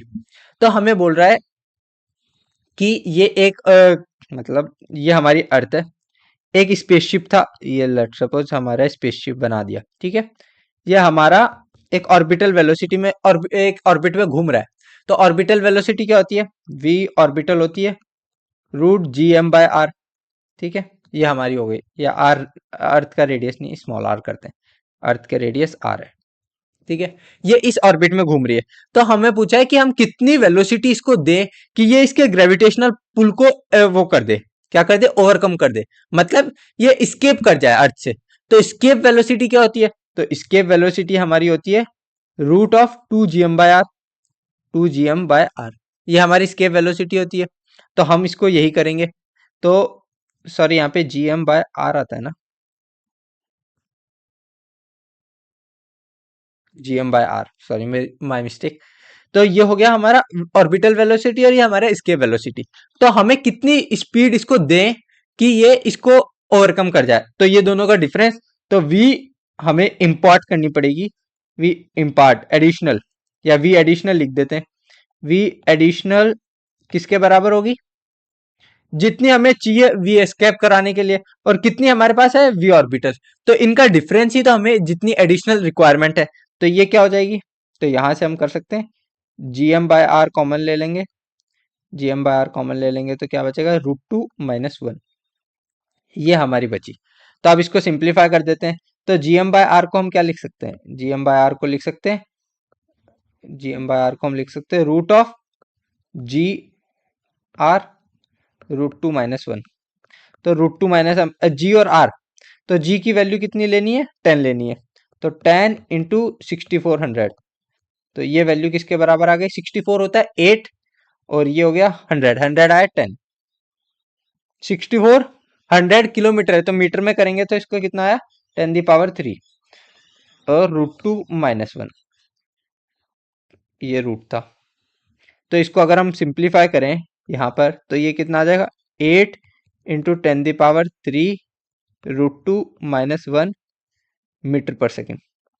हमें करना है kilometre पर second में, तो kilometre में क्या हो जाएगा, तो किलोमीटर में यहाँ लिख देते हैं, तो 8 √2 - 1 किलोमीटर पर सेकेंड। तो ये हमारा आंसर होगा ऑप्शन नंबर सेकेंड। सेकंड तुम्हारा आंसर हो गया। तो क्वेश्चन नंबर 25 का तुम्हारा सेकंड आंसर हो गया। तो इस तरीके से तुम क्वेश्चन नंबर 25 भी कर सकते हो। अब चलते हैं क्वेश्चन नंबर 26 पे। तो क्वेश्चन नंबर 26 क्या बोल रहा है?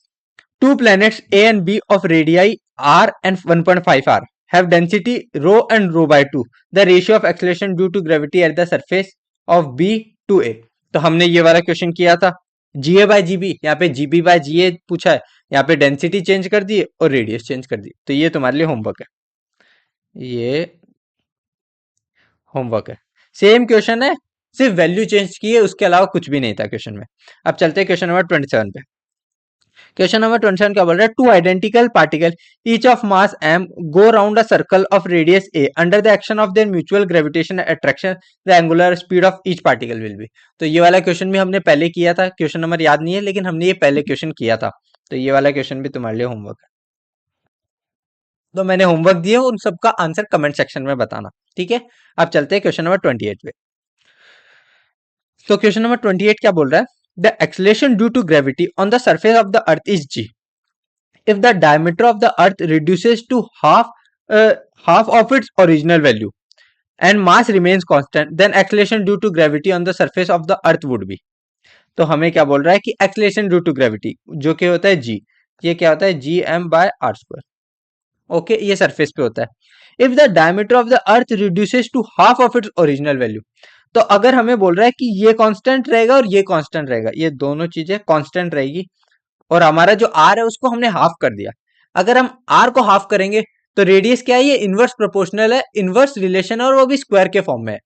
तो अगर ये वाली वैल्यू हाफ होगी, तो अगर हम इसको आर बाय 2 करेंगे तो जी डैश लिखते हैं, जी डैश क्या हुआ? जी एम आर बाय 2 का स्क्वायर। तो आर बाय 2 का स्क्वायर क्या हुआ? R square by 4। और ये G M by are square क्या है? ये जी है। तो ये क्या हुआ? 4g। तो ऑप्शन नंबर 4 आंसर हो गया। तो इतने सिंपल क्वेश्चंस भी आते हैं, बस तुम्हें ये देखना है। सबसे पहले मेन जो ऑब्जेक्टिव होता है वो होता है पेपर में तुम्हें ये पता लगाना है कि कौन से क्वेश्चन इजी है जो जल्दी से हो सकते हैं, और उन क्वेश्चन को लीव करना है जो लगता है कि कैलकुलेशन वाइज काफी लंबे चले जाएंगे। तो यहाँ पर तुम्हें क्वेश्चन करने से ज्यादा इंपॉर्टेंट है क्वेश्चन छोड़ना, क्योंकि अगर गलत क्वेश्चन तुमने अटेम्प्ट कर लिया तो वो तुम्हारा टाइम भी लेगा, क्वेश्चन का आंसर आए ना आए ये भी कंफर्म नहीं है, और इसके अलावा तुम्हारे एडिशनल प्रेशर बिल्ड कर देगा कि बाकी तुम्हारा काफी पेपर बच जाएगा। तो इसीलिए बहुत जरूरी है ये तुम्हें आइडेंटिफाई करना है कि कौन सा क्वेश्चन इजी और कौन सा हार्ड। इजी सिंपल सी बात है, तुम इस तरीके से आइडेंटिफाई कर सकते हो। जो क्वेश्चन तुम्हारा देखा हुआ है और तुम्हें देखते ही समझ में आ रहा है कि इसमें ज्यादा कैलकुलेशन नहीं होगी, तो वो क्वेश्चन तुम सॉल्व कर सकते हो, वो इजी क्वेश्चन है। तो यहाँ तक ये बात क्लियर है। अब चलते हैं हम क्वेश्चन नंबर 29 पे। तो क्वेश्चन नंबर 28 का आंसर होगा 4g। तो क्वेश्चन नंबर 28 का आंसर 4g हो गया। अब चलते हैं क्वेश्चन नंबर 29 पे। तो क्वेश्चन नंबर 29 क्या बोल रहा है?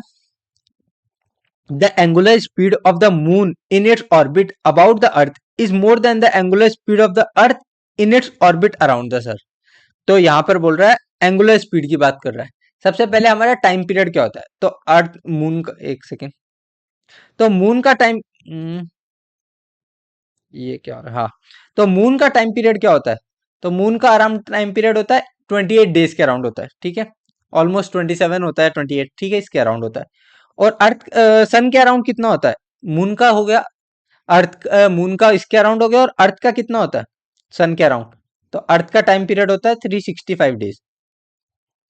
तो यहां तुम देख रहे हो कि टाइम पीरियड अर्थ को ज्यादा लग रहा है एज कंपेयर टू मून। यहां से हम क्या बता सकते हैं कि हमें टाइम पीरियड पता है। टाइम पीरियड क्या होता है? 2 पाई, सॉरी, ओमेगा क्या होता है? ओमेगा होता है 2 पाई बाई टी। तो यहाँ पर टाइम पीरियड ओमेगा से इनवर्स रिलेशन है, ठीक है। तो अगर टाइम पीरियड ज्यादा होगा तो ओमेगा कम होगा, और ओमेगा ज्यादा होगा तो टाइम पीरियड कम होगा। तो मून का टाइम पीरियड कम है, मतलब ओमेगा ज्यादा होगा। तो omega of moon is more than omega of earth. अब स्टेटमेंट पढ़ लेते हैं। बोल रहा है the angular speed of moon in its orbit about the earth is more than the angular speed of the earth in its orbit about the sun। तो ये statement तो सही हो गया, ठीक है। तो assertion करेक्ट है। The moon takes less time to move around the earth than the time taken by the earth to move around the sun. तो ये रीजन भी सही है, क्योंकि अगर ये चीज होगी कि टाइम पीरियड कम होगा तभी हमारी एंगुलर स्पीड ज्यादा होगी, तो ये रीजन भी करेक्ट है। तो assertion इज करेक्ट एंड उसका R is the correct explanation of A. तो ऑप्शन नंबर सेकेंड आंसर हो गया। तो both A and R are correct and R is the correct explanation of A, ठीक है। ये क्लियर हो गया। अब चलते हैं क्वेश्चन नंबर 30 पे। तो क्वेश्चन नंबर 30 क्या बोल रहा है? तो क्वेश्चन नंबर 30 बोल रहा है at what distance above and below the surface of the earth the body will have the same weight. तो ये वाले क्वेश्चन हमने किए थे कि दोनों की acceleration due to gravity, weight बोला है ना, तो वेट बराबर कब होगा? जब दोनों का जी एक्सेलरेशन ड्यू टू ग्रेविटी बराबर होगा।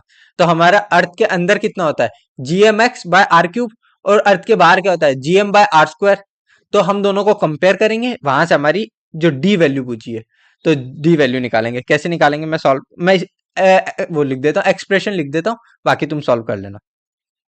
तो अर्थ के अंदर क्या होता है? जी, जी इन डेप्थ, तो वो होता है जी एम एक्स। एक्स मतलब हमारा ये वाला डिस्टेंस, यहां से अर्थ से कितना डिस्टेंस है। तो अगर हम डेप्थ डी की बात करें तो डी को क्या, एक्स को क्या लिख सकते हैं? R minus D, R minus D by R cube. ये हमारा डेप्थ हो गया। और जी एट हाइट पे बोल देते हैं, तो ये क्या होता है? जी एम, डी हाइट ऊपर, ठीक है, डी, क्योंकि दोनों का distance above and below of the earth surface same, हमें वो देखना है सेम है। At what distance above and below, मतलब दोनों का जो डी है वो सेम है। तो कौन सा डिस्टेंस ऐसा होगा जहां पर हमारे दोनों की, अगर हम डी की वैल्यू एक ही लेंगे तो दोनों का एक्सेलरेशन ड्यू टू ग्रेविटी भी सेम आएगा। तो G M by D square, ठीक है। तो ये हमारा आ गया G M by D square. D square नहीं आएगा, यहाँ पे आएगा आर प्लस डी का स्क्वायर, क्योंकि रेडियस है ना, आर प्लस डी का स्क्वायर। तो ये आ गया। इन दोनों को हम इक्वेट कर देंगे, इक्वेट, दोनों को इक्वल कर देंगे यहाँ पे, क्योंकि बोल रहा है जीडी और ये हाइट बोल देते हैं ताकि कंफ्यूजन। जी हाइट और जीडी को कंपेयर करना है दोनों से, यहाँ से तुम्हारा आंसर आ जाएगा। तो कमेंट सेक्शन में इसका आंसर बताना क्या आएगा। ये भी तुम्हारे लिए होमवर्क हो गया।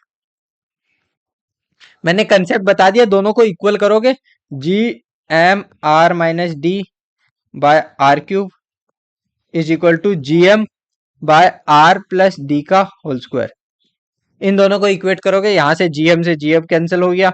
इसको सॉल्व करोगे तो यहाँ से तुम्हारा डी की वैल्यू आ जाएगी। तो इसका answer I guess √5r minus r by 2 आ जाएगा। ये तुम्हारा आंसर हो जाएगा। श्योर नहीं हूं, बट हाँ यही आंसर होना चाहिए। अब चलते हैं क्वेश्चन नंबर 31 पे। तो क्वेश्चन नंबर 31 क्या बोल रहा है? A planet takes 200 days to complete one revolution around the sun. If the distance of the planet from the sun is reduced to 1/4 of the original distance, how many days will it take to complete one revolution? तो हमें यहाँ पे एक relation पता है, time period और distance के बीच का रिलेशन पता है कि T cube is directly proportional to A cube. A क्या होता है? डिस्टेंस होता है हमारा। तो लेट सपोज जैसे ये सन है और ये हमारी अर्थ है, तो ये इसके अराउंड घूम रहा है, तो ए हमारा ये वाला हो गया। तो T square is equal to A cube होता है। अब यहाँ पर हमारे को दोनों अलग अलग टाइम पीरियड पूछा है, तो T1 पहले का ले लेते हैं। पहले का कितना दिया है? चलो पहले वाले को T1 बोल देते हैं। T1 is by T2 is equal to A1 by A2 का क्यूब। ये आ गया, ये रिलेशन आ गया। अब हम T1 की वैल्यू क्या है? 200 डेज गिवन है, 200 डेज। T2 हमें निकालना है। A1 हमारा A है, A2 क्या है? A/4 हो गया। मैं उसको 1/4 डिक्रीज कर दिया, रिड्यूस कर दिया, तो A/4 ये क्यूब हो गया। तो ए से ए कैंसिल हो जाएगा। यहाँ पे T2 किसकी वैल्यू? T2 की वैल्यू आ जाएगी T2 इज इक्वल टू 200/4 का क्यूब। 4 का क्यूब कितना होता है? 16, 16 इंटू 64 होता है। सॉरी सॉरी, माय मिस्टेक, एक गड़बड़ कर दी, रुको। यहाँ पे T1/T2 का होल स्क्वायर है ना, तो ये क्या आ जाएगा? 200 इंटू 200 बाय ए का क्यूब, 4 इंटू 4 इंटू 4, ये आया T2 का स्क्वायर। तो यहाँ से 4 कितना कैंसिल हो जाएगा? ये हो जाएगा तुम्हारा 50, ये 4 50, ये 2 25, ये 2, यहाँ पे 2 बचा, ये 2 25। तो ये हुआ T square is equal to 25 into 25। तो यहाँ से टी की वैल्यू आ गई 25 डेज। तो ये तुम्हारा आंसर हो गया। तो ऑप्शन नंबर 1, तो 1 तुम्हारा आंसर हो गया। टिक कर देता हूँ 1। तो इस तरीके से तुम क्वेश्चन नंबर 31 कर सकते हो। अब चलते हैं क्वेश्चन नंबर 32 पे। तो क्वेश्चन नंबर 32 क्या बोल रहा है, the gravitational potential at a point above the surface of the earth is -5.12 into 10⁻7 joule पर KG and the acceleration due to gravity at that point, उस पॉइंट पर acceleration due to gravity 6.4 metre पर second square है। assume that the mean radius of the earth to be 6400 kilometer, the height of this point above the earth surface। तो हमें इस height का बताना है। तो सबसे पहले ग्रेविटेशनल पोटेंशियल क्या होता है, तो ग्रेविटेशनल पोटेंशियल होता है -gm/r। r क्या होता है, उस पॉइंट का सेंटर से डिस्टेंस, ठीक है, ये हो गया। अगर हम यहां पर क्या करें, इसको पोटेंशियल को हम क्या कर सकते हैं, अगर हम gm बाय ऊपर नीचे आर स्क्वायर से मल्टीप्लाई कर देते तो gm/r² इंटू आर आ गया। अब gm/r² ये हो गया हमारे उस पॉइंट पे एक्सलेशन, उस पॉइंट पे एक्सलेशन हमें गिवन है 6.4 मीटर पर सेकंड स्क्वायर। तो यहाँ पर हम उसकी वैल्यू पुट कर देंगे और पोटेंशियल हमें कितना गिवन है, तो पोटेंशियल गिवन है -5.12 into 10⁻7 is equal to minus gm/r² की वैल्यू कितनी गिवन है 6.4 इंटू आर, आर हमसे पूछा है। आर क्या होता है, आर प्लस डी होगा, ठीक है। तो यहां से हमारा इसको अगर हम सॉल्व करें तो माइनस से माइनस कैंसिल हो जाएगा। 5.12 को हम 51.2 इंटू 10⁻6 लिख सकते हैं बाय 6.4। अब 51.2 डिवाइडेड बाय 6.4 करेंगे तो क्या आएगा, तो मैं कैलकुलेटर में कर लेता हूँ। 51.2 डिवाइडेड बाय 6.4 तो ये आ गया 8। तो यहाँ पर हमारी वैल्यू आ गई, जो आर की वैल्यू आई है वो किसके आ रहा है 8 इंटू 10⁻6, 10⁻6 ही था ना, हाँ 10⁻6। तो इसको हम क्या लिख सकते हैं, इसको हम लिख सकते हैं 8000 इंटू 10⁻3। 8000 इंटू 10⁻3 मीटर को हम क्या कर सकते हैं, ये मीटर में आया ना सारा आंसर, तो इसको हम क्या लिख सकते हैं 8000 किलोमीटर। अरे क्या हो रहा है, एक सेकंड इसको हटा देता हूं मैं, क्लोज। तो 8000 किलोमीटर, और ये क्या है, ये हमारे आर की वैल्यू आई, हमसे क्या पूछा है, the height of this point above the earth surface. Earth की हाइट कितनी होती है, अर्थ की रेडियस क्या होती है 6400 किलोमीटर, और ये डिस्टेंस है 8000 किलोमीटर। तो 8000 माइनस 6400 करेंगे तो कितना आ जाएगा, तो ये हमारा आ जाएगा 1600 किलोमीटर। तो ऑप्शन नंबर 1, तो ये तुम्हारा आंसर हो गया। तो क्वेश्चन नंबर 32 क्लियर है।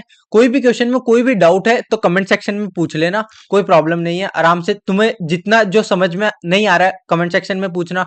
और इसके अलावा अगर तुम्हारे को कोई भी सजेशन है तो वो भी तुम कमेंट सेक्शन में बता देना, ताकि मैं उसको इम्प्रूव कर सकूं।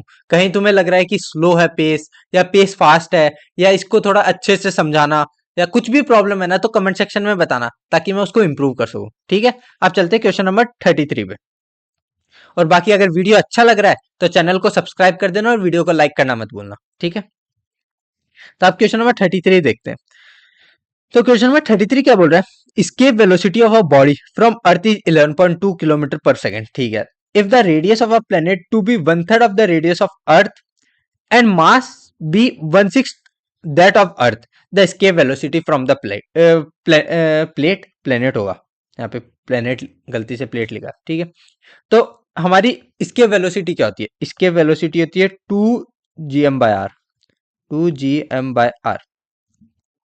अब ये एक हमारे नया प्लेनेट है, जिसकी नया प्लेनेट उसकी इसके वेलोसिटी क्या होगी, तो इसके वेलोसिटी क्या होगी, यहाँ पर जो g है, g तो कांस्टेंट है, m क्या है, मास क्या बोल रहा है, मास बोल रहा है 1/6 कर दिया, तो मास हमारा 1/6 कर दिया।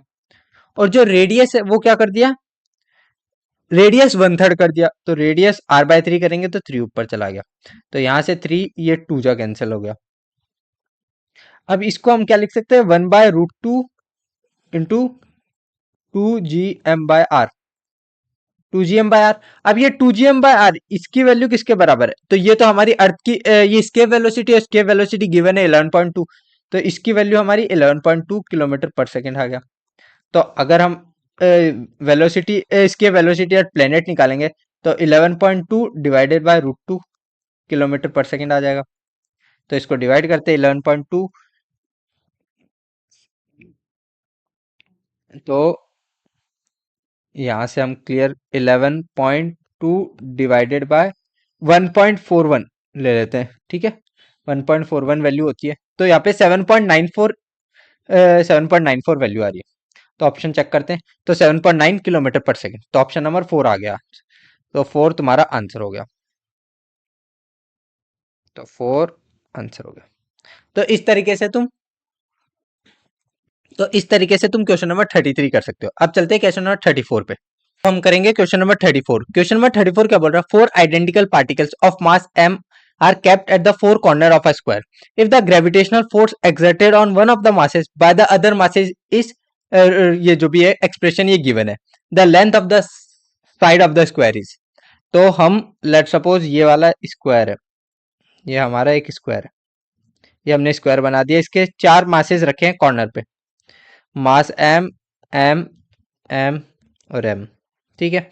तो हमें बोल रहा है कि एक कॉर्नर पे किसी भी मास पे बाकी 3 की वजह से जो फोर्स लग रहा है वो ये गिवन है, ये वाला ये गिवन है। तो हमें लेंथ पूछिए, तो यहाँ पर हमें लेंथ नहीं गिवन है, तो हम क्या मानते हैं, लेट्स सपोज लेंथ को अल्फा एल बोल देते हैं, अल्फा एल लेंथ बोल देते हैं। तो इस अगर इस पार्टिकल पे देखें इन बाकी 3 की वजह से, तो इसकी वजह से इधर होगा कितना लगेगा, G M by G M square by alpha square L square. ये कैसे लिखा बताता हूँ, इसकी वजह से भी लगेगा G M square by alpha square L square, क्योंकि मैंने अल्फा एल साइड मानी ना। तो फोर्स क्या होता है, फोर्स होता था G M one M two by are square. तो यहाँ पर मास क्या है, दोनों का सेम है, तो जी मास एम है दोनों का, तो एम स्क्वायर हो गया। नीचे आर स्क्वायर होता है, तो आर क्या है, अल्फा एल है, तो अल्फा एल का स्क्वायर करेंगे तो क्या होगा, अल्फा स्क्वायर एल स्क्वायर आ गया। तो ये आ गया। और इसकी वजह से क्या होगा, ये वाला डिस्टेंस कितना होगा, ये वाला होगा √2 अल्फा एल। ये तुम निकाल लेना, √2 अल्फा एल हुआ। तो ये क्या लगाएगा, इसका अगर हम स्क्वायर करेंगे तो G M square by √2 alpha L का स्क्वायर करेंगे तो क्या आ जाएगा, 2 अल्फा स्क्वायर एल स्क्वायर, ठीक है। तो ये आ गया √2 alpha L square L square. अब अगर इसका और इसका मैं कंपोनेंट इसका वो करूं, रिजल्टेंट निकालू, तो वो इस डायरेक्शन में आएगा, कितना आएगा, दोनों का रिजल्टेंट निकालेंगे तो क्या आएगा, तो इसका रिजल्टेंट क्या आ जाएगा, G M square by √2 alpha square L square. ये हमारा इन दोनों का रिजल्टेंट आ गया, किसका, इसका और इसका रिजल्टेंट इस डायरेक्शन में आ जाएगा, सॉरी √2 मैंने गड़बड़ कर दिया, इनका रिजल्टेंट आ गया √2, हाँ ये आ जाएगा। तो दोनों को ऐड कर देते हैं, मैं एक पेज ऐड कर देता हूं। तो हमारा एफ नेट क्या आया, जो एफ आया वो आया, एक तो G M square by 2 alpha square L square plus √2 G M square by alpha square L square, दोनों को ऐड कर देते हैं। तो क्या होगा, अगर मैं यहाँ पर √2 से क्या करता हूँ, हाँ √2 से ऊपर नीचे मल्टीप्लाई कर या रहने देता हूँ, एक काम करता हूँ एलसीएम लेता हूँ। तो यहाँ से मैं एलसीएम लूंगा तो क्या आ जाएगा, जी एम स्क्वायर बाय पूरा का LCM 2 alpha square L square by 2 √2 G M square, ये आ जाएगा। यहाँ से मैं इसको सिंप्लीफाई करता हूँ, G M square by alpha square L square common ले लेता हूँ, G M square by alpha square L square common ले लेता हूँ, 2 भी कॉमन ले लेता हूँ, तो ऊपर क्या आ जाएगा, 2 √2 प्लस 1। कंपेयर करता हूँ, क्या है, 2 √2 प्लस 1 बाय ये किसकी गिवन, ये इक्वल किसकी गिवन है, G M square by L square, G M square by L square 2 √2 plus 1 by 32 plus 32। तो G M square 2 √2 plus 1 by L square 32 L square. तो यहां से हमारा क्या आ जाएगा, 2 alpha square is equal to 32 आ गया। तो अल्फा स्क्वायर किसके बराबर है, 16 के बराबर। तो अल्फा किसके बराबर है, 4 के बराबर। तो हमारी लेंथ क्या थी, अल्फा एल थी। तो हमारी फाइनल लेंथ क्या हो जाएगी, एल फाइनल हो जाएगा, अल्फा एल जो कि है 4L। तो ये हमारा 4L आंसर आ गया। तो ऑप्शन नंबर सेकंड आ गया। तो सेकंड तुम्हारा आंसर हो गया, सेकंड आंसर हो। तो इस तरीके से क्वेश्चन नंबर 34 कर सकते हो। अब चलते हैं क्वेश्चन नंबर 35 पे। तो क्वेश्चन नंबर 35 क्या बोल रहा है, the mass of the moon is 144 times the mass of a planet and its diameter is 1 by 16 times the diameter of a planet. If the escape velocity of the planet on the planet is v, the escape velocity on the moon will be. तो हमें एक planet पे escape velocity given है, escape velocity at planet, वो क्या given है v, और escape velocity होती है √2 gm/r, 2 g mass of planet बोल देते हैं, मास of planet bye radius of planet, ठीक है, ये बोल दिया। अब हमें मून पे पूछिए, तो वेलोसिटी एट मून क्या हो गया, 2 जी मास ऑफ मून, तो मास क्या बोल रहा है, तो ये मास 1/144 टाइम्स है मास ऑफ प्लेनेट, यानी कि मास ऑफ प्लेनेट का 144 टाइम्स है, 144 टाइम्स है।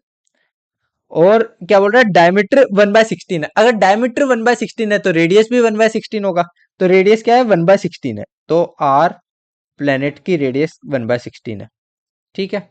तो यहां से हमारी वैल्यू किसके बराबर आ गई, 16/144 इंटू 2 GMP/RP। अब GMP/RP ये वाली वैल्यू तो हमारी इसके बराबर है ना, v के बराबर, तो ये हमारी v के बराबर हो गया।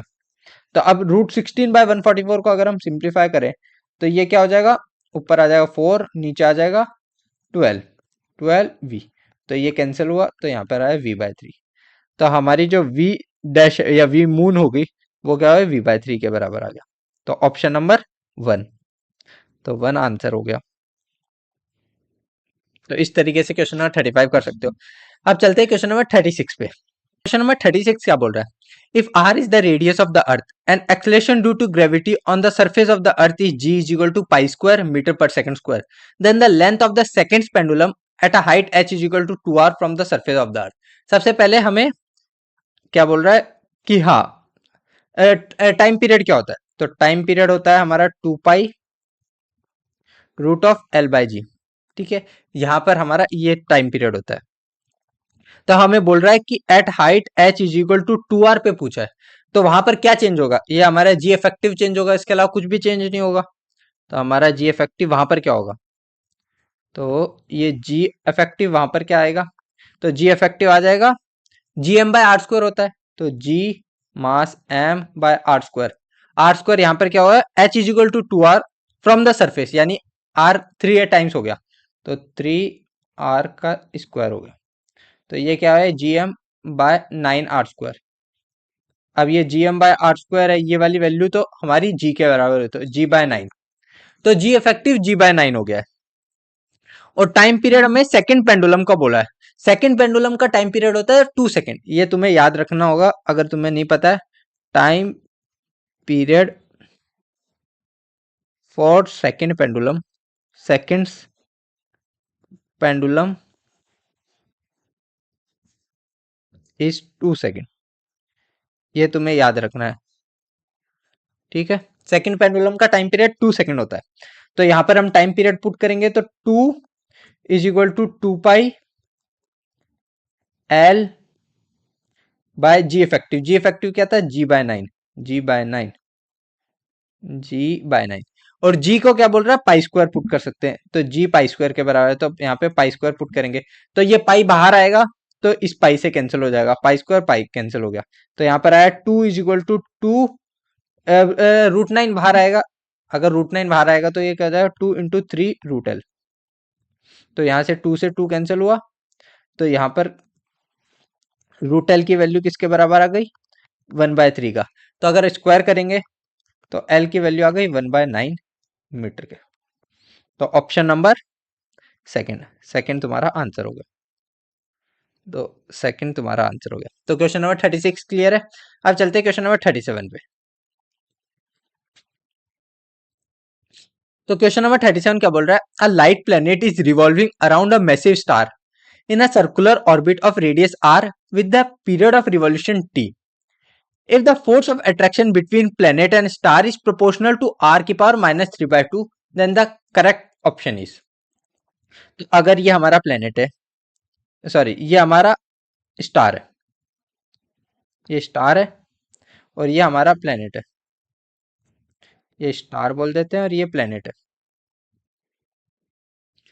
इन दोनों के बीच में जो फोर्स ऑफ अट्रैक्शन लग रहा है F है, वो किसके प्रोपोर्शनल है, वो हमारा प्रोपोर्शनल आर की पावर -3/2। तो अगर हम इसको सिंप्लीफाई करेंगे तो ये क्या हो जाएगा, जी एम बाय आर की पावर -3/2। इसको हम क्या लिख सकते हैं, जी एम आर की पावर 3/2। ठीक है, यहां तक क्लियर है। क्योंकि हमारा जो नॉर्मली, ये तो हमारे इस प्लेनेट के बीच का रिलेशन है। नॉर्मली हमारा क्या होता था, F is directly proportional to 1/r² होता था। तो यहां से हम क्या करते थे, F is equal to G m1 m2 g m1 m2/r²। तो यहाँ पर m1 m2/r² लिख सकते हैं, जी m1 m2/r² होता था, ये होता था। तो सिमिलरली ये बोल रहा है कि यहाँ पर हमें r² के साथ रिलेशन नहीं है, ये r की पावर 3/2 के साथ ऐसे रिलेशन है। और यहाँ पर ये बोल दिया कि डायरेक्टली प्रोपोर्शनल टू r की पावर -3/2, यानी कि इनवर्सली प्रोपोर्शनल टू r की पावर 3/2 हो गया। तो यहाँ पर हमारे फोर्स इसके साथ रिलेशन है। अब ये फोर्स किसके बराबर होता है, तो ये जो जी m1 m2/r² है, ये किसके प्रोपोर्शनल होता है, ये होता है हमारा m⍵²r, m⍵²r ये होता है। अब ओमेगा क्या होता है, तो हमें एक पता है कि ओमेगा होता है 2π/t। तो ओमेगा स्क्वायर क्या होगा, वो हो जाएगा 4π² तो यहाँ पे हम ओमेगा स्क्वायर की जगह 4π² इंटू आर लिख सकते हैं। तो यहाँ पर बाकी सब कांस्टेंट है, जी कांस्टेंट, m1 m2, ये वाला m, ये कौन सा जो भी बॉडी का मान रहे थे, अगर हम इसका स्मॉल m इसका m2 बोल देते हैं, या इसको हम ऐसे लिख देते हैं, G capital M small m, तो यहाँ पर m लिख देते हैं। इसका स्टार का m था और इसका m है, ठीक है। तो यहाँ से बाकी ये m 4π² ये सब कांस्टेंट है। तो यहाँ से हमारा क्या रिलेशन आएगा, तो यहाँ से हमारा आया t² is directly proportional to r की पावर 3/2 .r। तो ये हो गया हमारा r की पावर 5/2।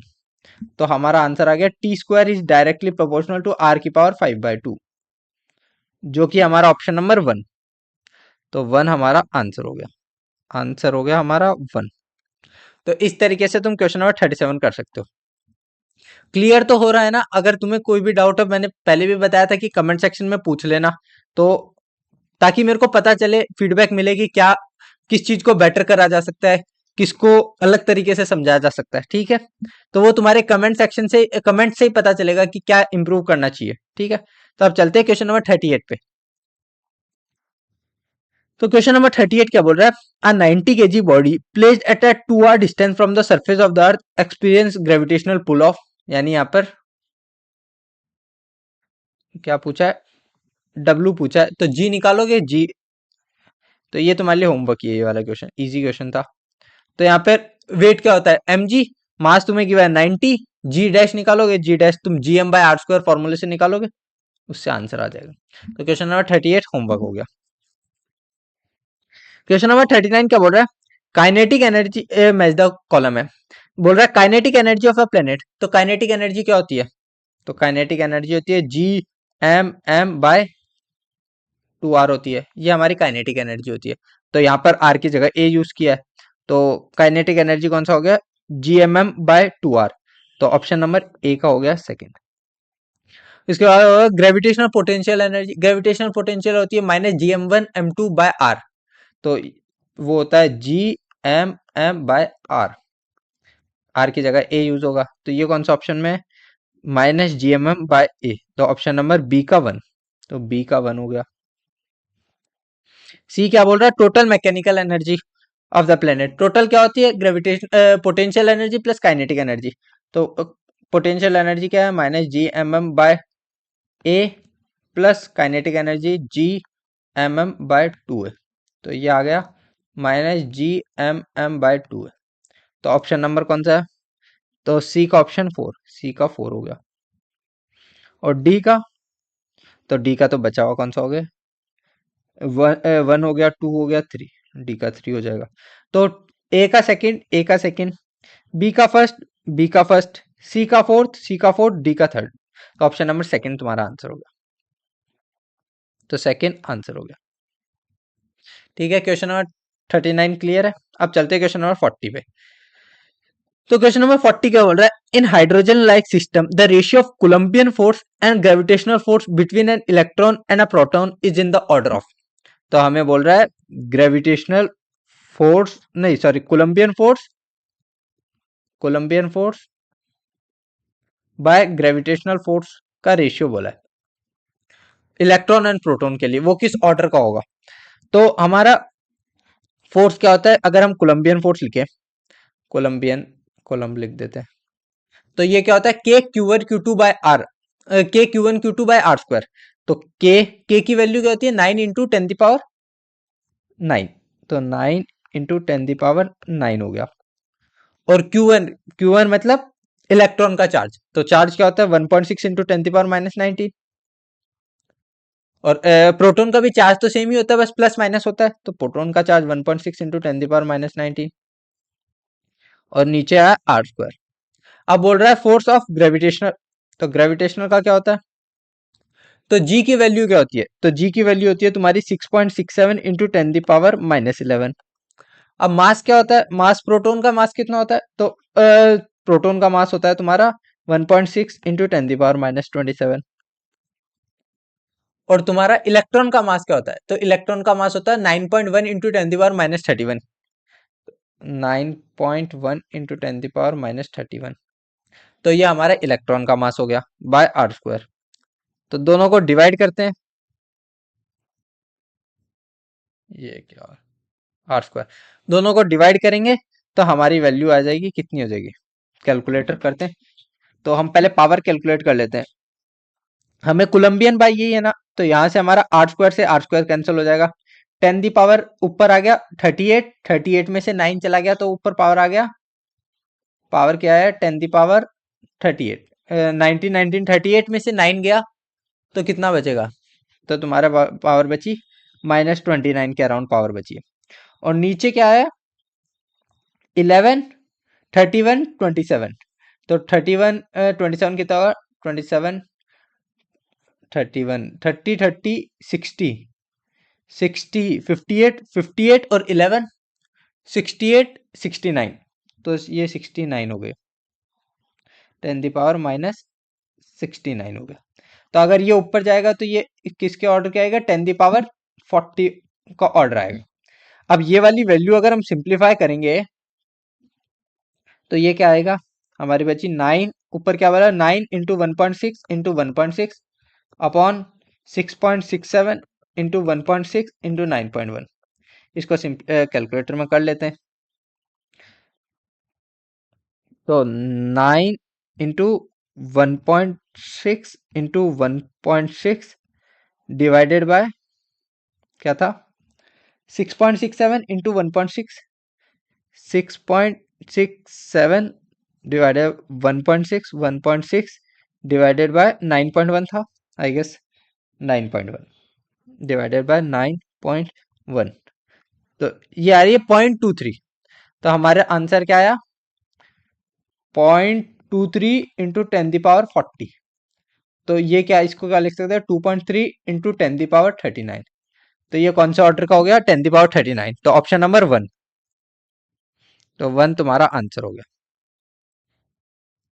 तो इस तरीके से तुम क्वेश्चन नंबर 40 कर सकते हो। अब चलते हैं क्वेश्चन नंबर 41 पे।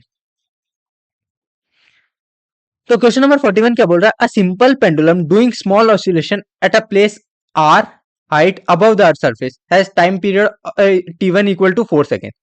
t2 would be the time period if it brought to a point which is at a height 2r from the earth surface। तो हमारा टाइम पीरियड क्या होता है, जो टाइम पीरियड होता है वो होता है 2 पाई एल बाई जी। तो यहाँ पर चेंज क्या होता है, सिर्फ जी होता है। तो अगर हम पहले जी निकाल लेते हैं, जी इफेक्टिव जी, जिसको जी1 बोल देते हैं, तो जी1 क्या होगा GM by are square, GM by are square कितना था, आर हाइट पे गया था तो 2r स्क्वायर हो गया, तो ये हो जाता है g/4। पहले हमारा g/4 था, उसके बाद हम इसको हाइट 2r पे ले गए, तो g2 क्या हो जाएगा gm बाय, यहाँ पे 4r आएगा ना, 4r स्क्वायर, तो ये 3r का स्क्वायर कहता है 9r स्क्वायर, तो ये क्या हो जाए g, ये 9 नहीं है g/9 हो गया। तो यहाँ पर बस वो पुट करना है। तो टाइम पीरियड पहले कितना था 4 second, 4 second is equal to 2 pi root of l by g कितना था, जी बाय 4। फिर टाइम पीरियड अगले में क्या है, time is equal to 2 pi root of L g by 9। अगर हम दोनों को डिवाइड करेंगे तो यहाँ पे क्या आ जाएगा, 4/t इज इक्वल टू 2 पाई से 2 पाई कैंसिल, एल बाय जी से एल बाय जी कैंसिल हो जाएगा। तो यहाँ क्या बचेगा, रूट ऑफ 4/9। अगर हम इसका स्क्वायर करेंगे तो कितना आ जाएगा, 16/t² इज इक्वल टू 4/9। ये 4 जा 4 टाइम्स चला गया, 9 4 जा 36 हुआ, तो t² इज इक्वल टू 36 आया। तो t की वैल्यू क्या आई, 6 आ गए। तो पहले टाइम पीरियड था 4, इसको T2 बोल देते हैं। तो T2 क्या है, 6 आया, और T1 क्या था, 4। तो इनके बीच में रिलेशन कौन सा होगा, तो अगर हम 3 टाइम्स ऑफ T1 करें, 3 टाइम्स ऑफ T1, T1 कितना था 4, ये 12 होता है। और 2 टाइम्स ऑफ T2 करें तो 2 इंटू 2, T2 क्या है 6, तो ये 12। तो हमारा कौन सा रिलेशन सेटिस्फाई हो रहा है, फोर्थ वाला ऑप्शन सेटिस्फाई हो गया। तुम्हें ये चेक करना पड़ेगा चारों की। 2T1 is equal to T2 ये तो है ही नहीं, क्योंकि T2 6 है, अगर T1 3 होता तो होता। यहाँ पे 2T1, तो 2T1 करते, तो ये चारों रिलेशन चेक करोगे तो तुम्हारा फोर्थ ऑप्शन मैच कर जाएगा। तो इस तरीके से तुम्हारा ये आंसर है। अब चलते हैं क्वेश्चन नंबर 42, जो कि हमारा इस चैप्टर का लास्ट क्वेश्चन है। नंबर 42 बोल रहा है, two planets A and B having masses m1 and m2 move around the sun in circular orbit of radius r1 and r2 radii respectively. If the angular momentum of A is L and B of and that of B is 3L, the ratio of time period। तो हमें angular momentum पहले का L दिया है, m मास क्या बोल रहा है, move around the sun in a circular orbit. Circular orbit की स्पीड क्या होती है, वेलोसिटी gm/r, gm/, रेडियस क्या बोल रहा है r1 है, r1 into r1, M we are होता है, तो एम वी आर वन हो गया। सेकंड क्या बोल रहा है कि मोमेंटम हमारा 3L हो गया, मास तो सेम ही था, मास नहीं m1 m2 था, मास m1 ये m2। स्पीड क्या होगी, स्पीड होगी gm/r2, gm/r2 इंटू r2। तो इसको अगर हम सिंप्लीफाई करेंगे तो क्या होगा, m1 root of gm r1, यहाँ पे सिंप्लीफाई करेंगे तो m2 gm r2। यहाँ तक क्लियर है, ये समझ में आ गया। अब क्या बोल रहा है, इसको अगर हम दोनों को डिवाइड कर दें तो हमारा, हमें क्या पूछा है, टाइम पीरियड पूछा है, the ratio of time period. तो हमें टाइम पीरियड का रेशियो पूछा है। हमें ये रिलेशन पता है, t² is equal to r³ होता है। तो अगर हम TA/TB करेंगे तो ये किसके बराबर, RA/RB। अगर यहाँ पर स्क्वायर था और यहाँ क्यूब था, अगर ये इधर भेजेंगे तो कितना हो जाएगा, ये 3/2। तो हमें RA/RB का क्यूब निकाल, RA/RB की पावर 3/2 निकालना है। तो हम पहले यहाँ से डिवाइड कर देते हैं। तो ये अगर इक्वेशन 1 बोलते हैं, ये इक्वेशन 2 बोलते हैं, इन दोनों को डिवाइड करेंगे तो, और ये किसके बराबर, RA क्या है, R1 के बराबर, RB क्या है, R2 के बराबर। ठीक है, तो अगर हम 1 और 2 को डिवाइड करेंगे तो क्या आ जाएगा, इधर आ जाएगा 1/3। यहाँ से m1 GM कैंसिल हो जाएगा, GM कैंसिल हो जाएगा, तो m1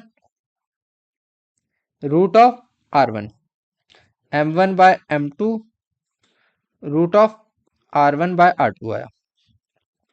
तो यहां से हमारी रूट ऑफ r1/r2 की वैल्यू क्या आई, जिसको हम लिख सकते हैं, एक सेकेंड, इसको हम लिख सकते हैं r1/r2 की power half is equal to 1/3 m2/m1।